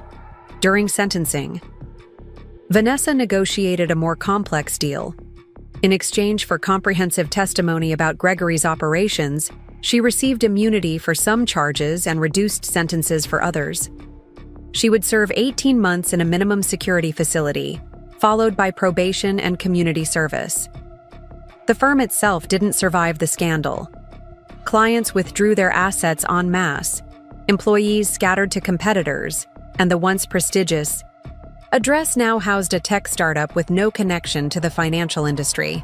Through it all, I remained focused on 2 things: my exhibition at the Riverfront Gallery and rebuilding my life from the fragments that remained.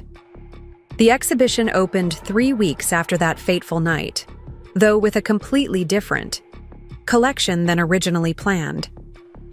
After the breaking, featured 27 pieces that chronicled destruction and rebirth through broken pottery reconstructed with gold seams. The Japanese art of kintsugi applied to the narrative of my own life. Critics called it revelatory, and a masterclass in transforming pain into beauty. The Portland Tribune ran a feature on the exhibition, connecting it subtly to the financial scandal without explicitly mentioning my personal connection. 3 pieces sold on opening night, including the centerpiece installation that had once been my marriage vessels collection, now shattered and reformed into something both wounded and transcendent. The proceeds from those sales, combined with the eventual settlement from the firm's dissolution, allowed me to make the final mortgage payment on the house. It was mine now, truly mine, without Nathan's name on the deed or his presence in the rooms. I had considered selling it initially, finding somewhere untainted by memories of betrayal. But as weeks passed, I realized the house itself wasn't the problem. It was the narrative I attached to it. So instead of fleeing, I began the slow process of reclamation. Room by room, I transformed the space. The formal dining room where Nathan had held business dinners became my secondary studio, filled with light and creative possibility. The master bedroom suite was completely reimagined, walls painted a serene blue-gray, new furniture chosen for comfort rather than status. The kitchen, always more his domain than mine, now featured open shelving displaying my handmade ceramics. My art studio in the converted garage evolved as well. I installed better lighting, expanded the kiln area, and added a small gallery space where I could display works in progress. 3 days a week, I continued teaching at the high school, finding unexpected joy in sharing techniques with students who saw pottery as a way to express their own complex emotions. The other 4 days, I worked on commissioned pieces that had begun flowing in after the exhibition's success. What had once been a passionate hobby was evolving into a viable career, each creation bearing the subtle influence of my transformed perspective. It was on a bright April morning, cherry blossom petals drifting past my studio windows, that I received the letter. The return address showed the federal correctional institution where Nathan was serving his sentence. I held the envelope for a long moment, uncertain whether opening it would disrupt the hard-won peace I'd established. Eventually, curiosity overcame caution. Inside was a single page covered in Nathan's neat handwriting. "Jessica, I've started this letter 100 times over the past months, always falling short of finding the right words. What vocabulary exists for a man who betrayed his wife, his clients, his own integrity? What phrases could possibly convey the depth of my remorse? None, I've realized. No words will ever be adequate. So instead, I'll simply say this. I'm sorry. Not for getting caught, or for the consequences I now face, but for the pain I caused you, for betraying the trust you placed in me, for failing to be the man you deserved. The psychologist here says it's important to understand our motivations, to excavate the roots of our failures. I've spent months digging through the debris of my choices, and what I've found isn't flattering. Insecurity, ambition, a desperate need for validation that no external success could ever satisfy. None of that excuses what I did. But perhaps in understanding it, I can begin the long process of becoming someone different, someone better. I don't ask for forgiveness. I haven't earned it. I don't expect reconciliation. Some bridges, once burned, cannot be rebuilt. I write only to acknowledge the harm I caused and to thank you for the strength you showed when everything fell apart. I hope you're well. I hope your exhibition was everything you dreamed it would be. I hope you're finding your way forward, unburdened by the weight of my failures. Be happy, Jessica. Create beautiful things. Live fully. With deep regret and enduring respect, Nathan, I read the letter twice, searching for manipulation or self-pity between the lines. Finding none, I folded it carefully and returned it to the envelope.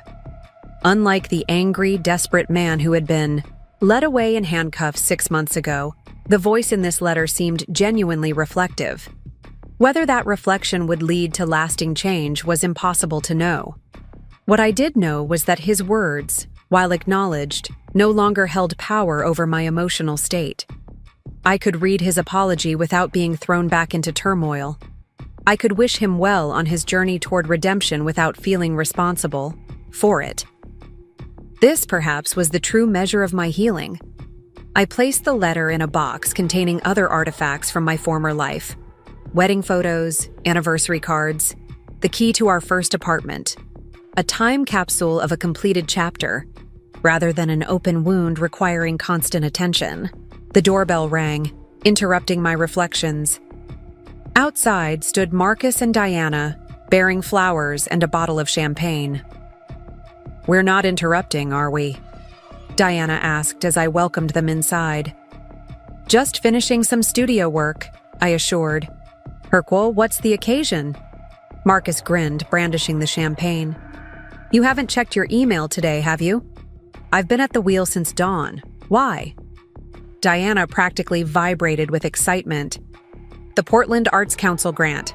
Jessica, you got it. The news took a moment to register. I'd applied for the prestigious grant months ago, never truly expecting to receive it. The funding would allow me to expand my community arts program, teaching pottery to at-risk youth and seniors in assisted living facilities. How do you know before I do? I asked, stunned. Olivia is on the board, Diana explained, referring to her friend, the attorney. She couldn't contain herself when they made the decision this morning. The official notification is probably sitting in your inbox right now. Marcus was already opening the champagne, the cork popping with celebratory enthusiasm. To new beginnings, he toasted, handing me a glass, and to the strongest woman we know. As we clinked glasses in my sun-dappled kitchen, my kitchen, reclaimed and renewed. I reflected on the journey of the past year. From the devastating shock of betrayal to the arduous process of uncovering truth, from the collapse of one life to the construction of another, each step had contributed to the person I now was. I have news too, Diana said after we'd savored the first sips. The community college called. They want you to teach a special weekend course on therapeutic pottery techniques. 6 weeks, starting in June. I don't have formal training in art therapy, I pointed out. Diana smiled knowingly. They're not looking for credentials, Jessica. They're looking for someone who understands how creating art can help process trauma and build resilience. Someone exactly like you. The opportunity resonated with possibilities. A chance to share not just techniques, but the deeper lessons. I'd learned about transformation and renewal.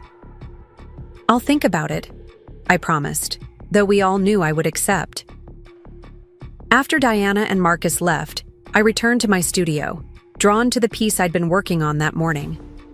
A large vessel with deliberate fractures running through its surface, each break highlighted with gold leaf. Unlike my earlier work in this style, these fractures didn't represent damage to be repaired, but integral design elements, planned disruptions that allowed light to enter in unexpected ways. As I carefully applied another layer of gold to the most prominent fissure, I considered the strange, non-linear path that had led me here. The anniversary party that had shattered my world had also, paradoxically, set me free. The betrayal that had broken my heart had ultimately revealed my strength. The ending of one story had enabled the beginning of another, more authentic one. My phone chimed with a text message. Zoe, checking if I was still joining her for dinner that evening. We had reservations at Harborside, the same restaurant where I'd confronted Nathan about his deception, now reclaimed as a place where friendship and laughter could flourish. Absolutely, I texted back, finishing up in the studio. Meet you there at 7.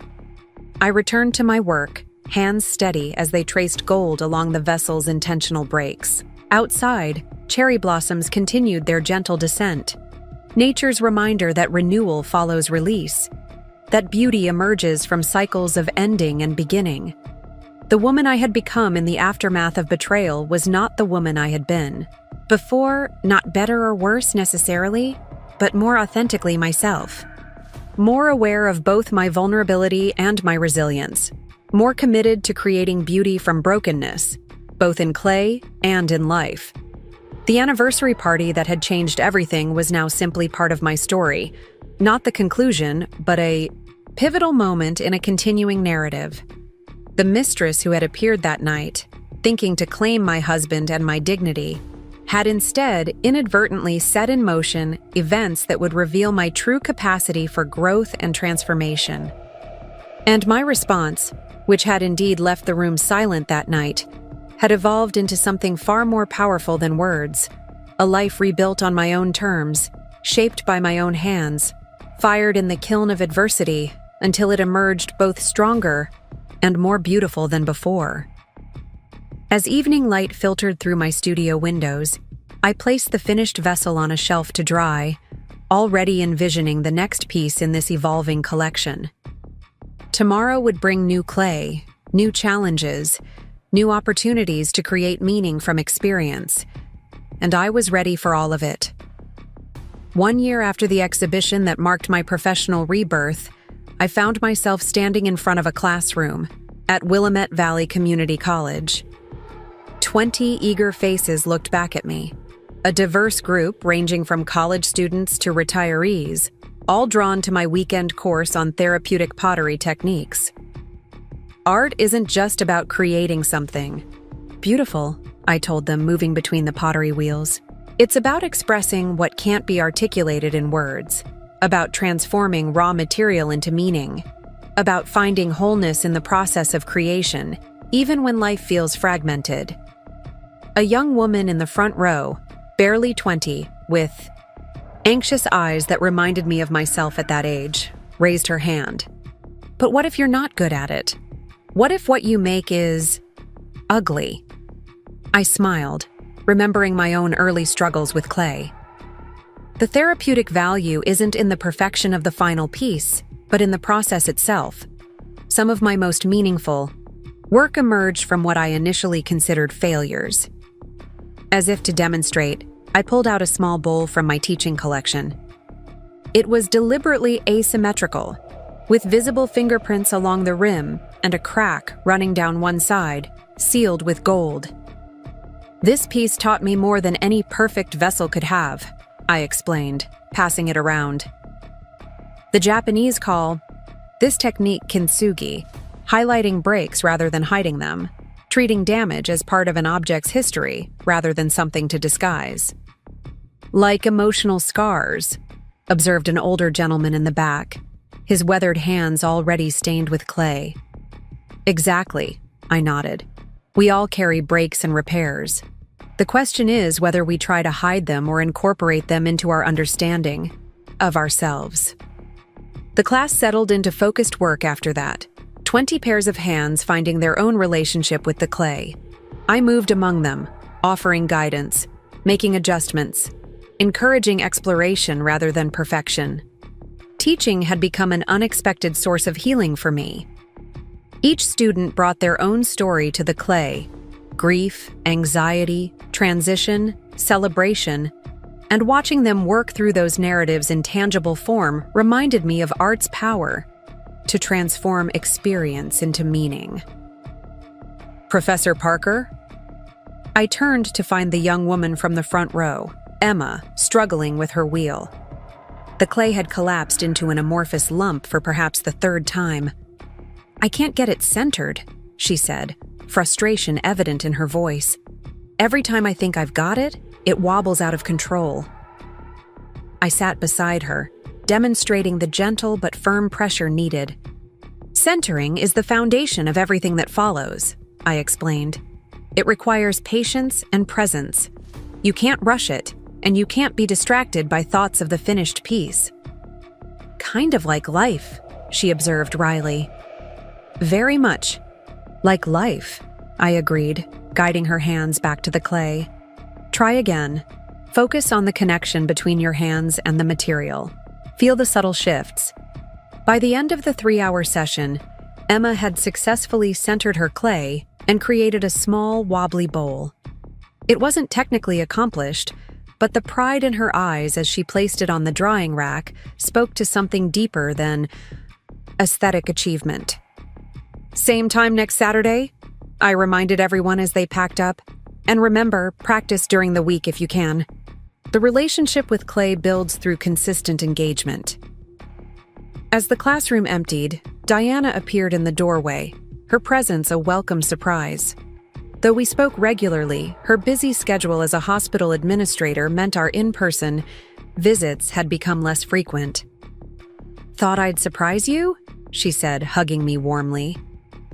Marcus is at a fishing tournament with his buddies, and I was feeling restless at home. "Hope I'm not interrupting your cleanup." "Never," I assured her, grateful for the company. "Help me gather these tools, and then we can grab lunch. There's a new cafe just down the street that supposedly makes incredible lavender scones." We worked in companionable silence for a few minutes, wiping down wheels and organizing clay tools.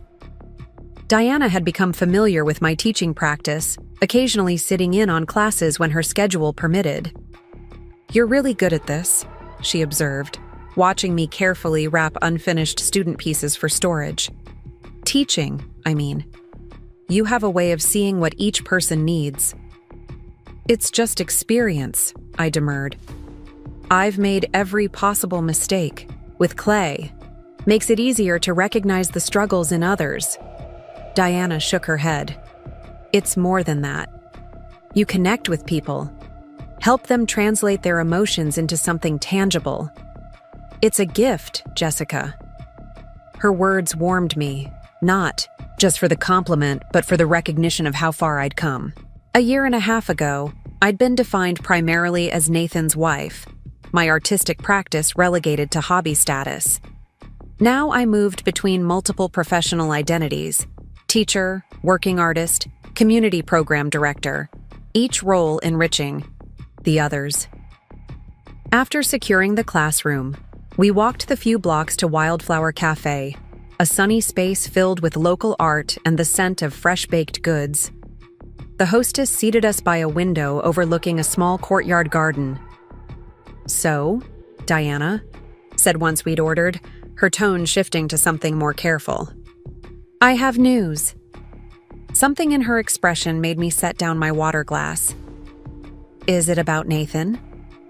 She nodded, her eyes searching my face for signs of distress. "His parole hearing is next month. His lawyer thinks he'll be approved for early release, given his cooperation and model behavior." I absorbed this information, monitoring my internal response. There was a time when any mention of Nathan would trigger a cascade of anger and hurt. Now I felt a curious neutrality, neither joy nor anguish, simply acknowledgement of information that no longer held emotional power. "That's good for him," I said finally. "The early release, I mean." Diana studied me. "You're really okay with this? Him being out, possibly back in Portland?" "I've built a life that doesn't revolve around Nathan, his presence or absence," I replied. "Whether he's in federal prison or living across town doesn't change who I am now." A small smile played at the corners of Diana's mouth. "You continue to amaze me, you know that? After everything you went through." "Because of everything I went through," I corrected gently, not despite it. Our food arrived. Avocado toast with poached eggs for me, a mushroom quiche for Diana, momentarily pausing our conversation. As we ate, I considered what Nathan's return to society might mean practically. Would he stay in Portland, where his disgrace was public knowledge? Would he attempt to rebuild a career in finance, despite his felony conviction? Would he seek contact with me? "There's something else," Diana said, interrupting my thoughts. "He's written a book about the financial fraud, his involvement, the aftermath. It's being published next month." This news was more surprising. A book about... I hesitated, processing the implications. About us?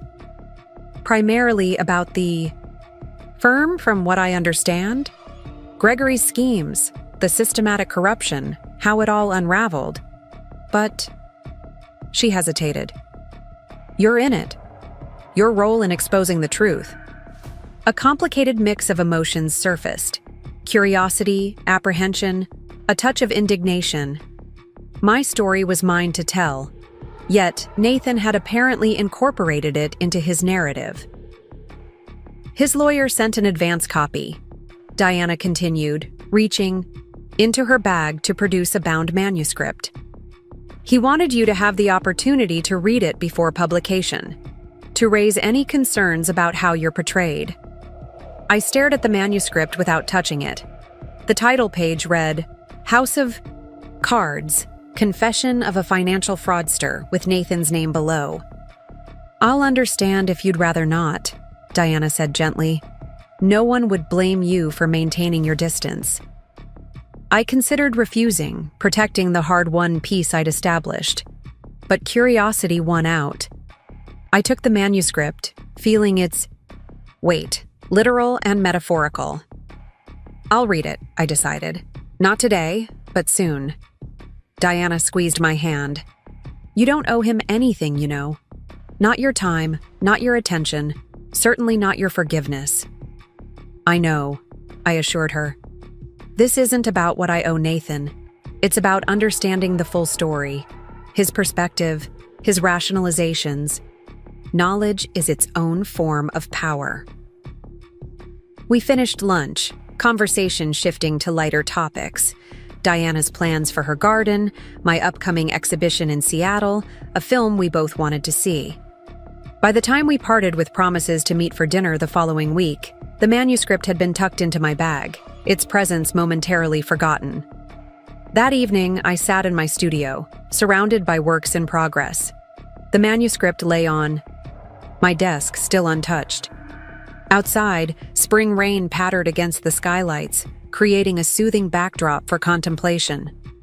After an hour of procrastination, organizing tools, sketching new designs, answering emails, I finally opened to the first page. I never intended to become a criminal, Nathan's book began. Like most descents into ethical compromise, mine began with small concessions, a modified report here, a delayed disclosure there, each step making the next one easier, until I found myself so far across the line I couldn't see my way back. Despite myself, I was drawn into his narrative. Nathan had always been a capable writer, his financial reports models of clarity and persuasion. Now he applied that skill to chronicling his own downfall, creating a compelling account of ambition, twisted by insecurity and opportunism. I read until midnight, absorbing his description of Gregory's methodical corruption of the firm, the incremental steps that transformed ethical professionals into conspirators. His portrayal seemed honest, sparing neither himself nor his former colleagues. Then I reached the chapter titled The Personal Cost. While I've detailed the financial crimes and their impact on clients, the greatest damage I caused was to my marriage. For 12 years, I shared my life with Jessica, an artist, teacher, and the moral center of our relationship. While I manipulated numbers to create false prosperity, she created beauty with her hands. While I chased status and validation, she built genuine connections with students and community. The contrast between us might have strengthened our relationship, providing balance and perspective. Instead, I allowed my insecurities to distance me from the one person who saw and loved the man I could have been. When Vanessa entered my professional life, strategically placed there by Gregory, I was primed for the validation she offered. The affair that followed wasn't love or even genuine attraction. It was weakness meeting opportunity, insecurity, finding temporary reassurance. I betrayed my wife not in pursuit of great passion, but in service to my smallest self, the part that craved constant affirmation and feared being truly known. I closed the manuscript, emotions tumbling through. Me. His words seemed sincere, his accountability complete. Yet something felt off. A narrative too neatly packaged, too literarily satisfying. I reopened to the acknowledgments page I'd initially skipped, scanning for insights into his writing process. There, in the third paragraph, I found it. Special thanks to Miranda Holloway, whose editorial guidance transformed my initial ramblings into coherent prose. Her belief in the redemptive power of confession gave shape to this narrative. Miranda Holloway. The name was vaguely familiar. A quick internet search confirmed my suspicion. A well-known ghostwriter specializing in redemption, narratives for disgraced executives and politicians. The knowledge shifted my perception of the manuscript. Not necessarily insincere, but certainly crafted, shaped for maximum impact, polished for public consumption.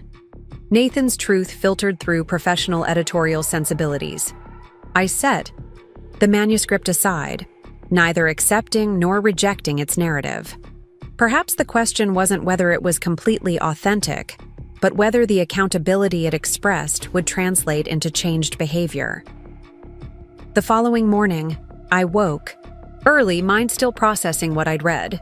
Rather than dwelling on it, I channeled my energy into clay, beginning work on a commission for a local restaurant, a set of serving platters inspired by the Oregon coastline.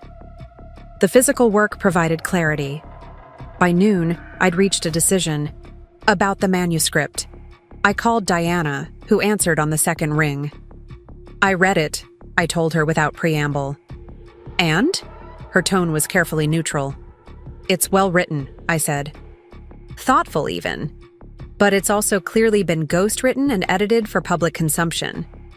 I'd like to speak with Nathan directly before it's published. A moment of silence. You want to see him? Not necessarily in person, I clarified.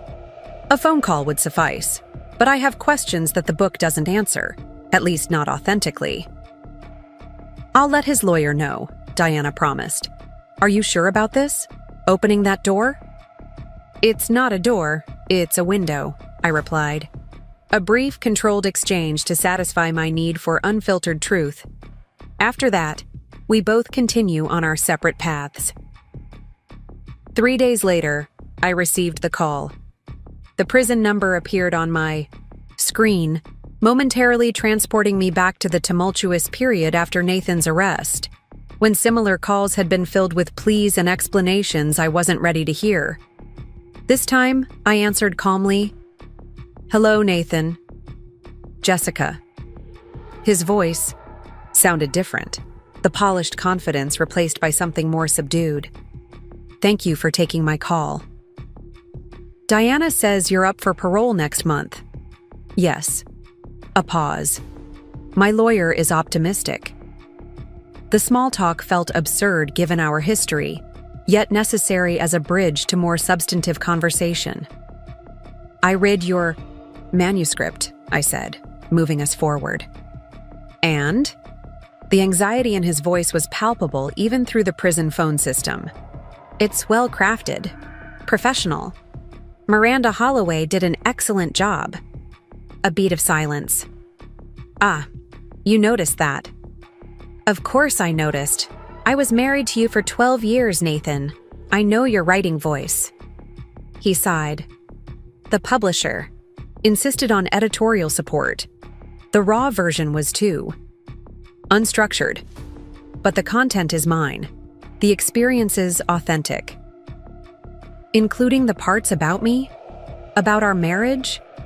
Especially those parts," he said quietly. "Though words seem inadequate for the harm I caused you." I considered my next question carefully. Why write this book at all? Financial redemption? Public rehabilitation? Genuine remorse? "All of those," he admitted. "And something more. Basic. The need to make sense of how I became someone I never thought I'd be. Writing forced me to examine choices I'd previously rationalized or ignored." "And what did you learn?" I pressed. "Beyond what's in the polished manuscript." The line went quiet for so long I thought we'd been disconnected. Then Nathan spoke, his voice stripped of performance. "I learned that I'd been living in fear for most of my adult life. Fear of inadequacy, fear of failure, fear of being discovered as somehow less than. Every achievement became not a source of satisfaction, but merely temporary relief from that fear." It was the most honest thing he'd said to me in years, perhaps ever. The insight hit close to home, not because I shared his specific fears, but because I recognized the universal human vulnerability beneath them. "The irony," he continued, "is that in trying to outrun that fear, I created the very situation I dreaded most. Public failure, private betrayal, the collapse of everything I'd built." "And now?" I asked. "What are you afraid of now?" "Starting over at 42 with a felony conviction and a notorious name," he admitted. "But more than that, living the rest of my life without having made amends for the damage I caused. To clients, colleagues, to you." I considered his words. The desire for redemption seemed genuine, though perhaps colored by self-interest, the natural human wish to be forgiven, to escape the weight of past mistakes. "The book portrays me as pivotal in exposing the fraud," I observed, Is that how you genuinely see it? Or is it narrative convenience? It's the truth, he said without hesitation. When everyone else was compromised or cowed by Gregory's influence, you followed the evidence, regardless of personal cost. You were the catalyst that brought everything to light. His answer satisfied something in me, not vanity, but the desire for acknowledgement of the strength I'd found in our marriage's destruction. I have a request about the book, I said. Anything, he replied quickly. If there are sections you want removed or modified— No, I interrupted. Publish it as written, but I want a statement added to the acknowledgements. Of course. What statement? I had prepared this carefully, wanted the words to be precise. Add this.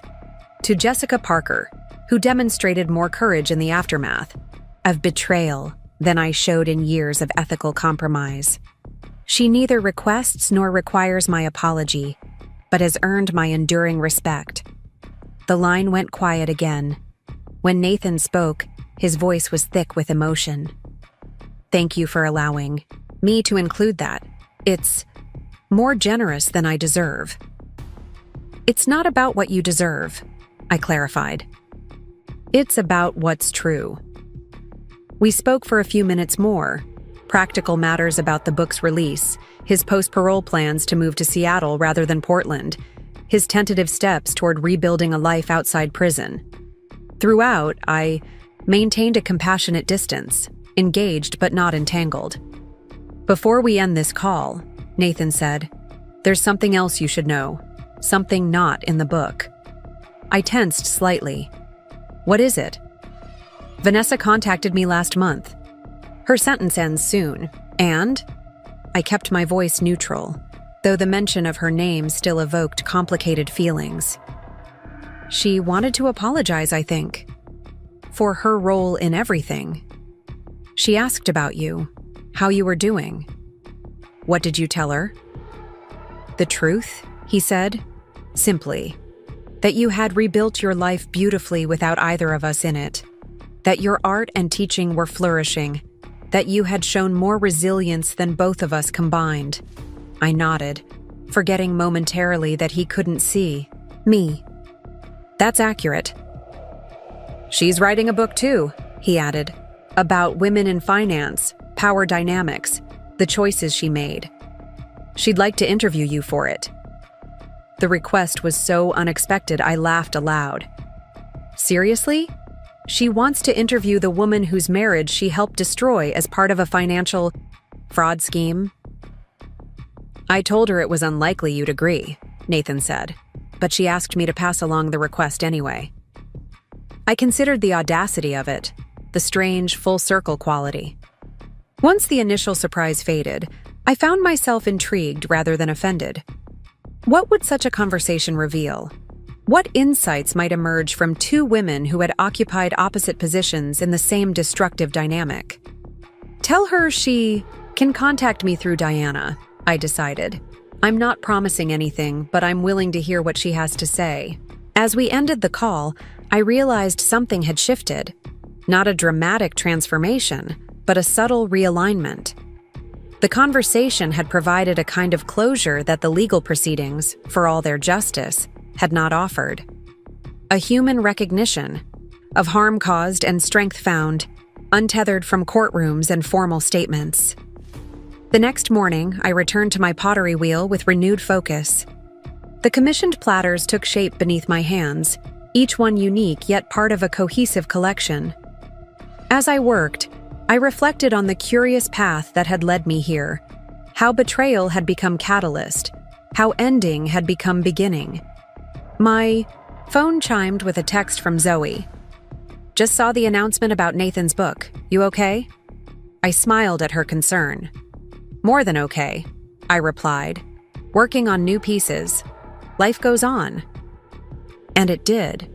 Rich with creativity, community, and a hard-won wisdom that could only have emerged from brokenness, transformed into beauty.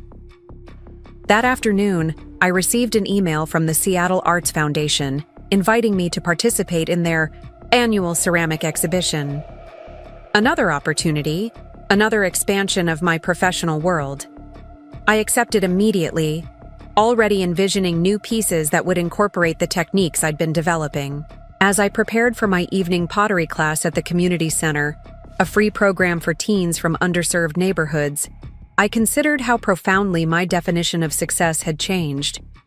Once measured in household income and social status, it now resided in creative fulfillment, meaningful connection, and the quiet satisfaction of building a life authentic to my values. The teens arrived with their usual mix of enthusiasm and adolescent nonchalance. Among them was Miguel, a 16-year-old whose initial resistance had gradually transformed into genuine talent. Tonight, he was attempting his most ambitious piece, yet a sculptural vessel inspired by his grandmother's stories of Mexico. "Ms. Parker," he called as I moved around the room, "I can't get this part right. The clay keeps collapsing." I joined him at his workstation, observing the challenge he faced. "You're trying to build too quickly," I explained. "Clay has its own timeline. You can encourage it, but not force it." "Like people," he observed with teenage wisdom. "Exactly. Like people," I agreed. "When we try to rush growth, in clay or in ourselves, we often end up with collapse instead of stability." As I demonstrated the technique for him, I reflected on my own journey of the past 2 years. The initial collapse that had seemed catastrophic had ultimately made space for reconstruction on stronger foundations. The betrayal that had broken my heart had also broken open possibilities I might never have discovered otherwise. Miguel watched, attentively, then attempted the technique himself, his young hands finding the right balance of pressure and patience. The clay responded, strengthening under his touch. "I'm getting it," he said with quiet pride. "You are," I confirmed. "Keep going." Outside the windows, Portland's evening light painted the sky in shades of promise. Within, 20 pairs of hands shaped formless clay into vessels of meaning and beauty. "Keep going." The words echoed in my thoughts, a simple truth that had carried me from devastation to renewal. Whatever came next, Nathan's book release, Vanessa's interview request, new artistic challenges, I would approach it with the same balanced combination of strength and flexibility I taught my students. The clay beneath my hands responded to thoughtful pressure, just as life responded to intentional choices. Both required presence, patience, and the courage to create something new from whatever material circumstances provided. The Seattle Arts Foundation exhibition opened on a crisp autumn evening, the gallery space transformed by dramatic lighting and thoughtful curation. My collection, 7 pieces exploring transformation through deliberate breaking and restoration, occupied a prominent alcove near the exhibition entrance. "They positioned you perfectly," Diana whispered, squeezing my arm as we surveyed the space during the private viewing. "Everyone sees your work first." "Strategic placement," Marcus added with pride. "They know quality when they see it." I smiled at their enthusiasm, touched by their presence. They had driven 3 hours from Portland to attend the opening, insisting it was non-negotiable despite my assurances that I would understand if they couldn't make it. "The curator told me my pieces have already generated interest from collectors," I admitted, still adjusting to the reality of my work being valued in financial terms. "And the community center director from Fremont wants to discuss a possible workshop series." Diana beamed. "See? This is just the beginning. Seattle today, who knows where tomorrow?" The gallery hummed with conversations and the gentle clink of champagne glasses. Art critics mingled with collectors and fellow artists, creating the particular energy unique to exhibition openings. Part celebration, part evaluation, part networking opportunity. I moved through the space with growing confidence, discussing my techniques and inspirations with interested attendees. 2 years ago, such interactions would have triggered intense anxiety. Now they felt natural, an extension of the teaching role I'd come to embrace. "Ms. Parker?" I turned to find a woman in her early 60s approaching, elegantly dressed in minimalist black that marked her as a serious collector or gallery owner. "Eleanor Hoffman," she introduced herself, extending a hand. "I've been following your work since your Portland exhibition last year." The name registered immediately. Hoffman, the massive account that had been at the center of Gregory Wilson's fraud scheme, the family whose trust had been most egregiously violated by the firm. "Ms. Hoffman," I acknowledged, shaking her hand. "I'm familiar with your name, though not from art circles." She smiled slightly. "Yes, I imagine you would be. My family's finances were rather central to your ex-husband's legal troubles." The directness of her approach surprised me. Most people avoided mentioning Nathan or the scandal, treating it as an uncomfortable subject best left untouched. "I hope the resolution provided some measure of justice," I offered carefully. "The financial restitution was adequate," she replied, with the casual tone of someone for whom money had never been a primary concern. "But that's not why I wanted to meet you." "Oh?" "Your work," she gestured toward my installation. "It speaks to something beyond mere aesthetic appeal. There's authentic transformation in these pieces, an honest engagement with damage and repair." Her observation went straight to the heart of my artistic intention. "That's very perceptive." "I recognize the process," Eleanor said simply. "After discovering my family's trust had been systematically plundered, I went through something similar. The betrayal forces a reckoning, with trust, with judgment, with one's understanding of reality itself. The parallel struck me profoundly. Though the specifics differed, we had both experienced fundamental betrayals by men who had presented themselves as trustworthy stewards. "How did you move forward?" I asked, genuinely curious about her journey. "By reclaiming narrative control," she replied without hesitation. "I refused to be cast as merely a victim in someone else's story of greed. I became instead the protagonist in a story of accountability and renewal." Her words resonated with my own experience.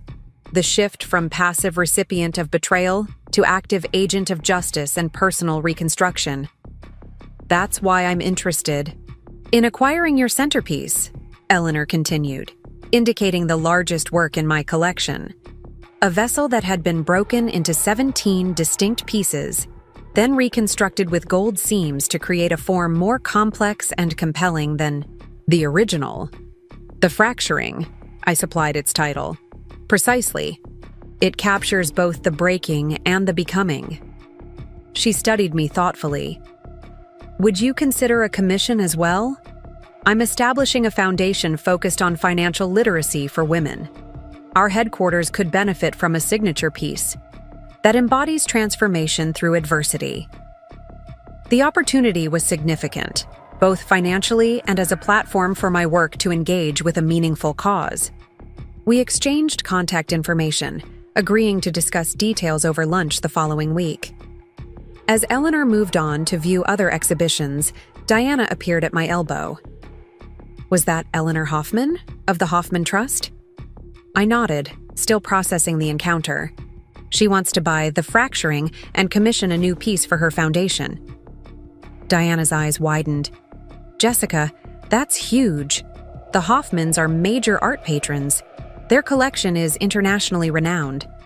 It feels appropriate somehow," I mused. Both of us creating something meaningful from Gregory's destruction. The remainder of the evening passed in a blur of conversations and connections.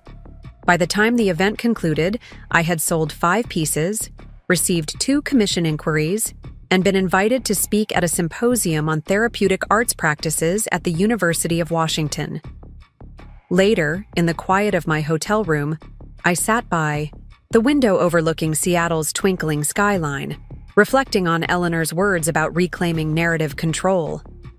Her approach resonated with decisions I'd made throughout my recovery process, choosing how to interpret events, determining what meaning to extract from pain, crafting a future not defined by victimhood. My phone chimed with a text message. "Zoe, checking in. How was the opening? Sell everything? Become famous?" I smiled, typing back. Not everything, not famous, but definitely successful. Tell you all about it when I get back. Another chime followed almost immediately. Not Zoe this time, but an unknown number. The message was brief. Congratulations.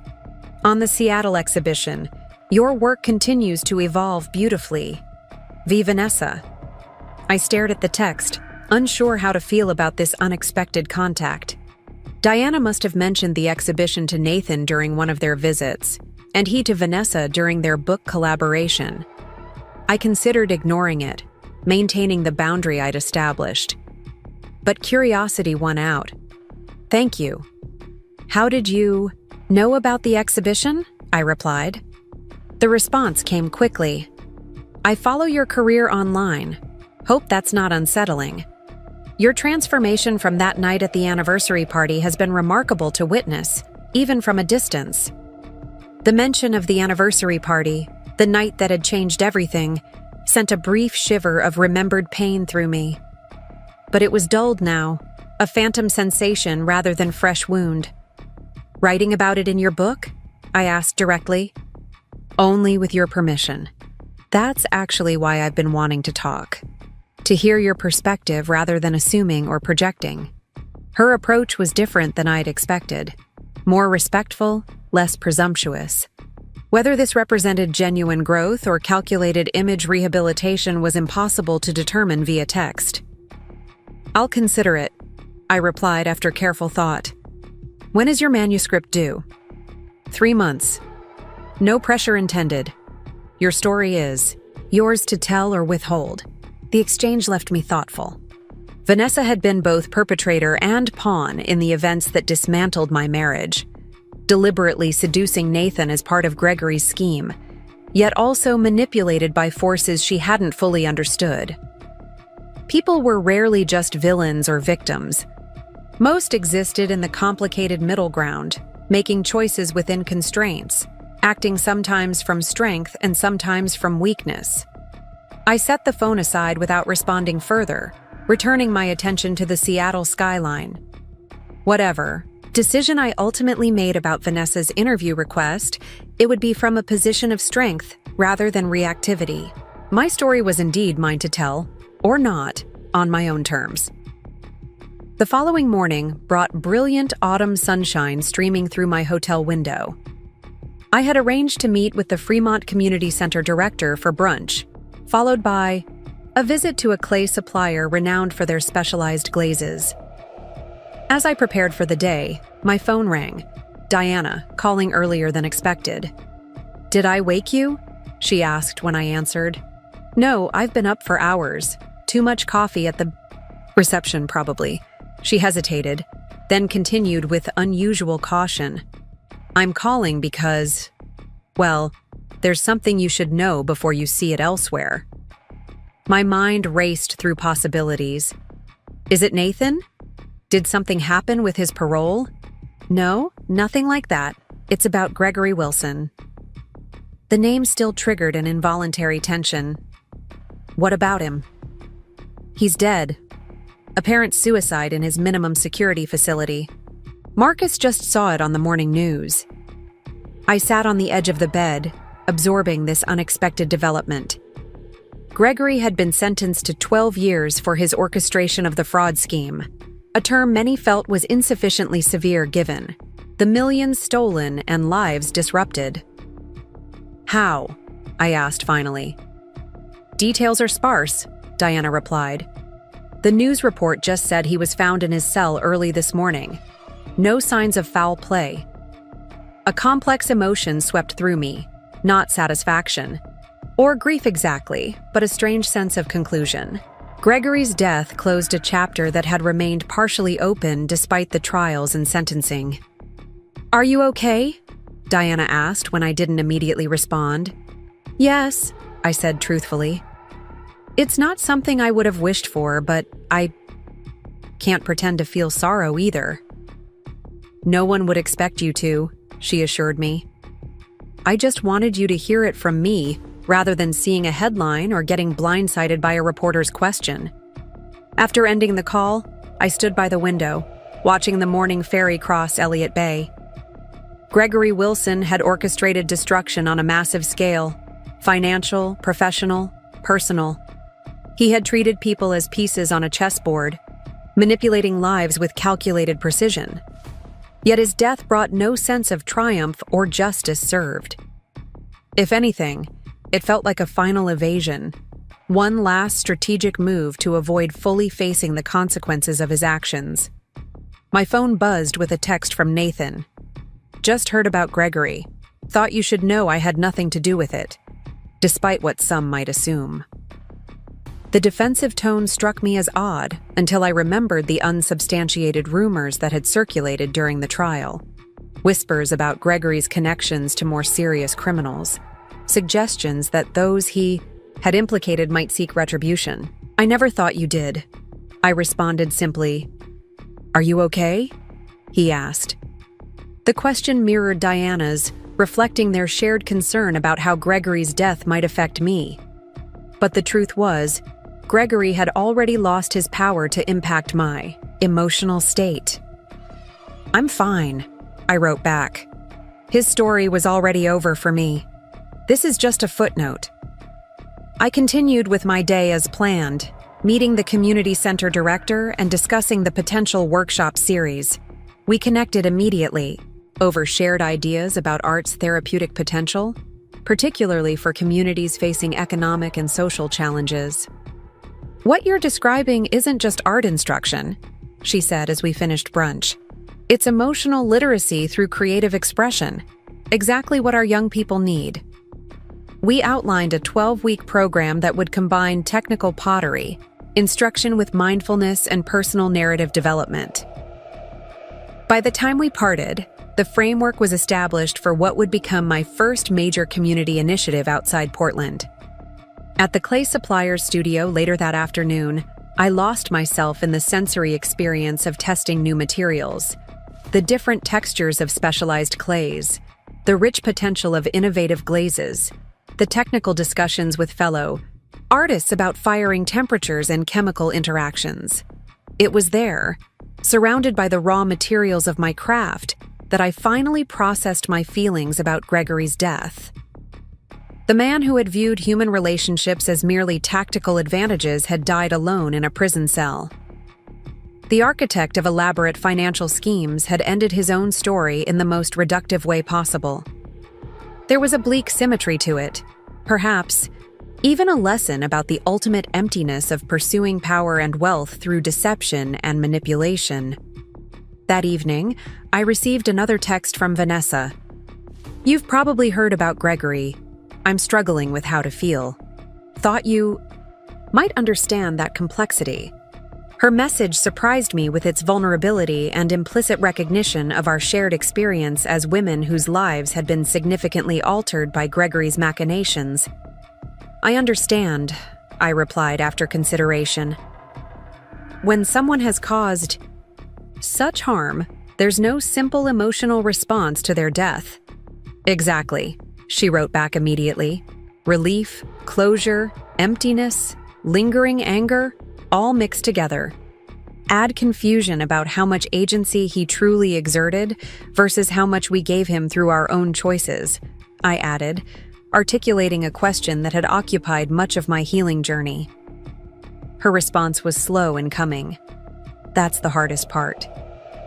Recognizing my own complicity while also acknowledging his manipulation. Still working through where that line falls. The exchange continued for nearly an hour, an unexpectedly thoughtful dialogue between two women who had occupied opposing positions in the same destructive dynamic. Not friendship, certainly, but a peculiar kind of understanding that few others could share. "If you still want that interview for your book, I'm open to discussing it when I return to Portland," I offered finally. "Thank you. That means more than you know." The remainder of my Seattle trip unfolded productively, finalizing the sale of my exhibition pieces, meeting with Eleanor Hoffman to discuss the Foundation Commission, exploring the city's vibrant arts districts for inspiration. Throughout, I remained centered in a hard-won equilibrium that neither Gregory's death nor unexpected connections with the past could destabilize. 3 days later, I returned to Portland, driving directly from Seattle to the community college where my weekend pottery course awaited. The familiar faces of my students, Emma now confidently centering clay on her wheel, the elderly gentleman creating surprisingly delicate vessels with his weathered hands, provided immediate grounding in the present. "Welcome back, Professor." Emma greeted me warmly. "How was the fancy Seattle art world?" "Less intimidating than I expected," I replied, setting up the demonstration wheel. "And somehow less satisfying than teaching all of you." It wasn't mere politeness. The exhibition's success had been gratifying, but watching my students discover their creative voices brought a different, deeper fulfillment. "Today we're exploring intentional imperfection," I announced once everyone had settled. "The Japanese concept of wabi-sabi, finding beauty in transience and imperfection." I demonstrated a technique for creating deliberately asymmetrical forms, encouraging students to release attachments to conventional standards of correctness in their work. "Perfect symmetry can be technically impressive but emotionally static," I explained, purposely applying uneven pressure to create an organic, slightly tilted vessel. Forms that incorporate subtle irregularity often feel more alive, more human. As the class progressed, I moved among the students, offering guidance and encouragement. Emma caught my attention, her brow furrowed in concentration as she worked. "Everything okay?" I asked, pausing beside her. She glanced up, her expression surprisingly resolute. "I'm doing something different today. Instead of fighting the wobble that keeps happening, I'm trying to make it intentional, part of the design."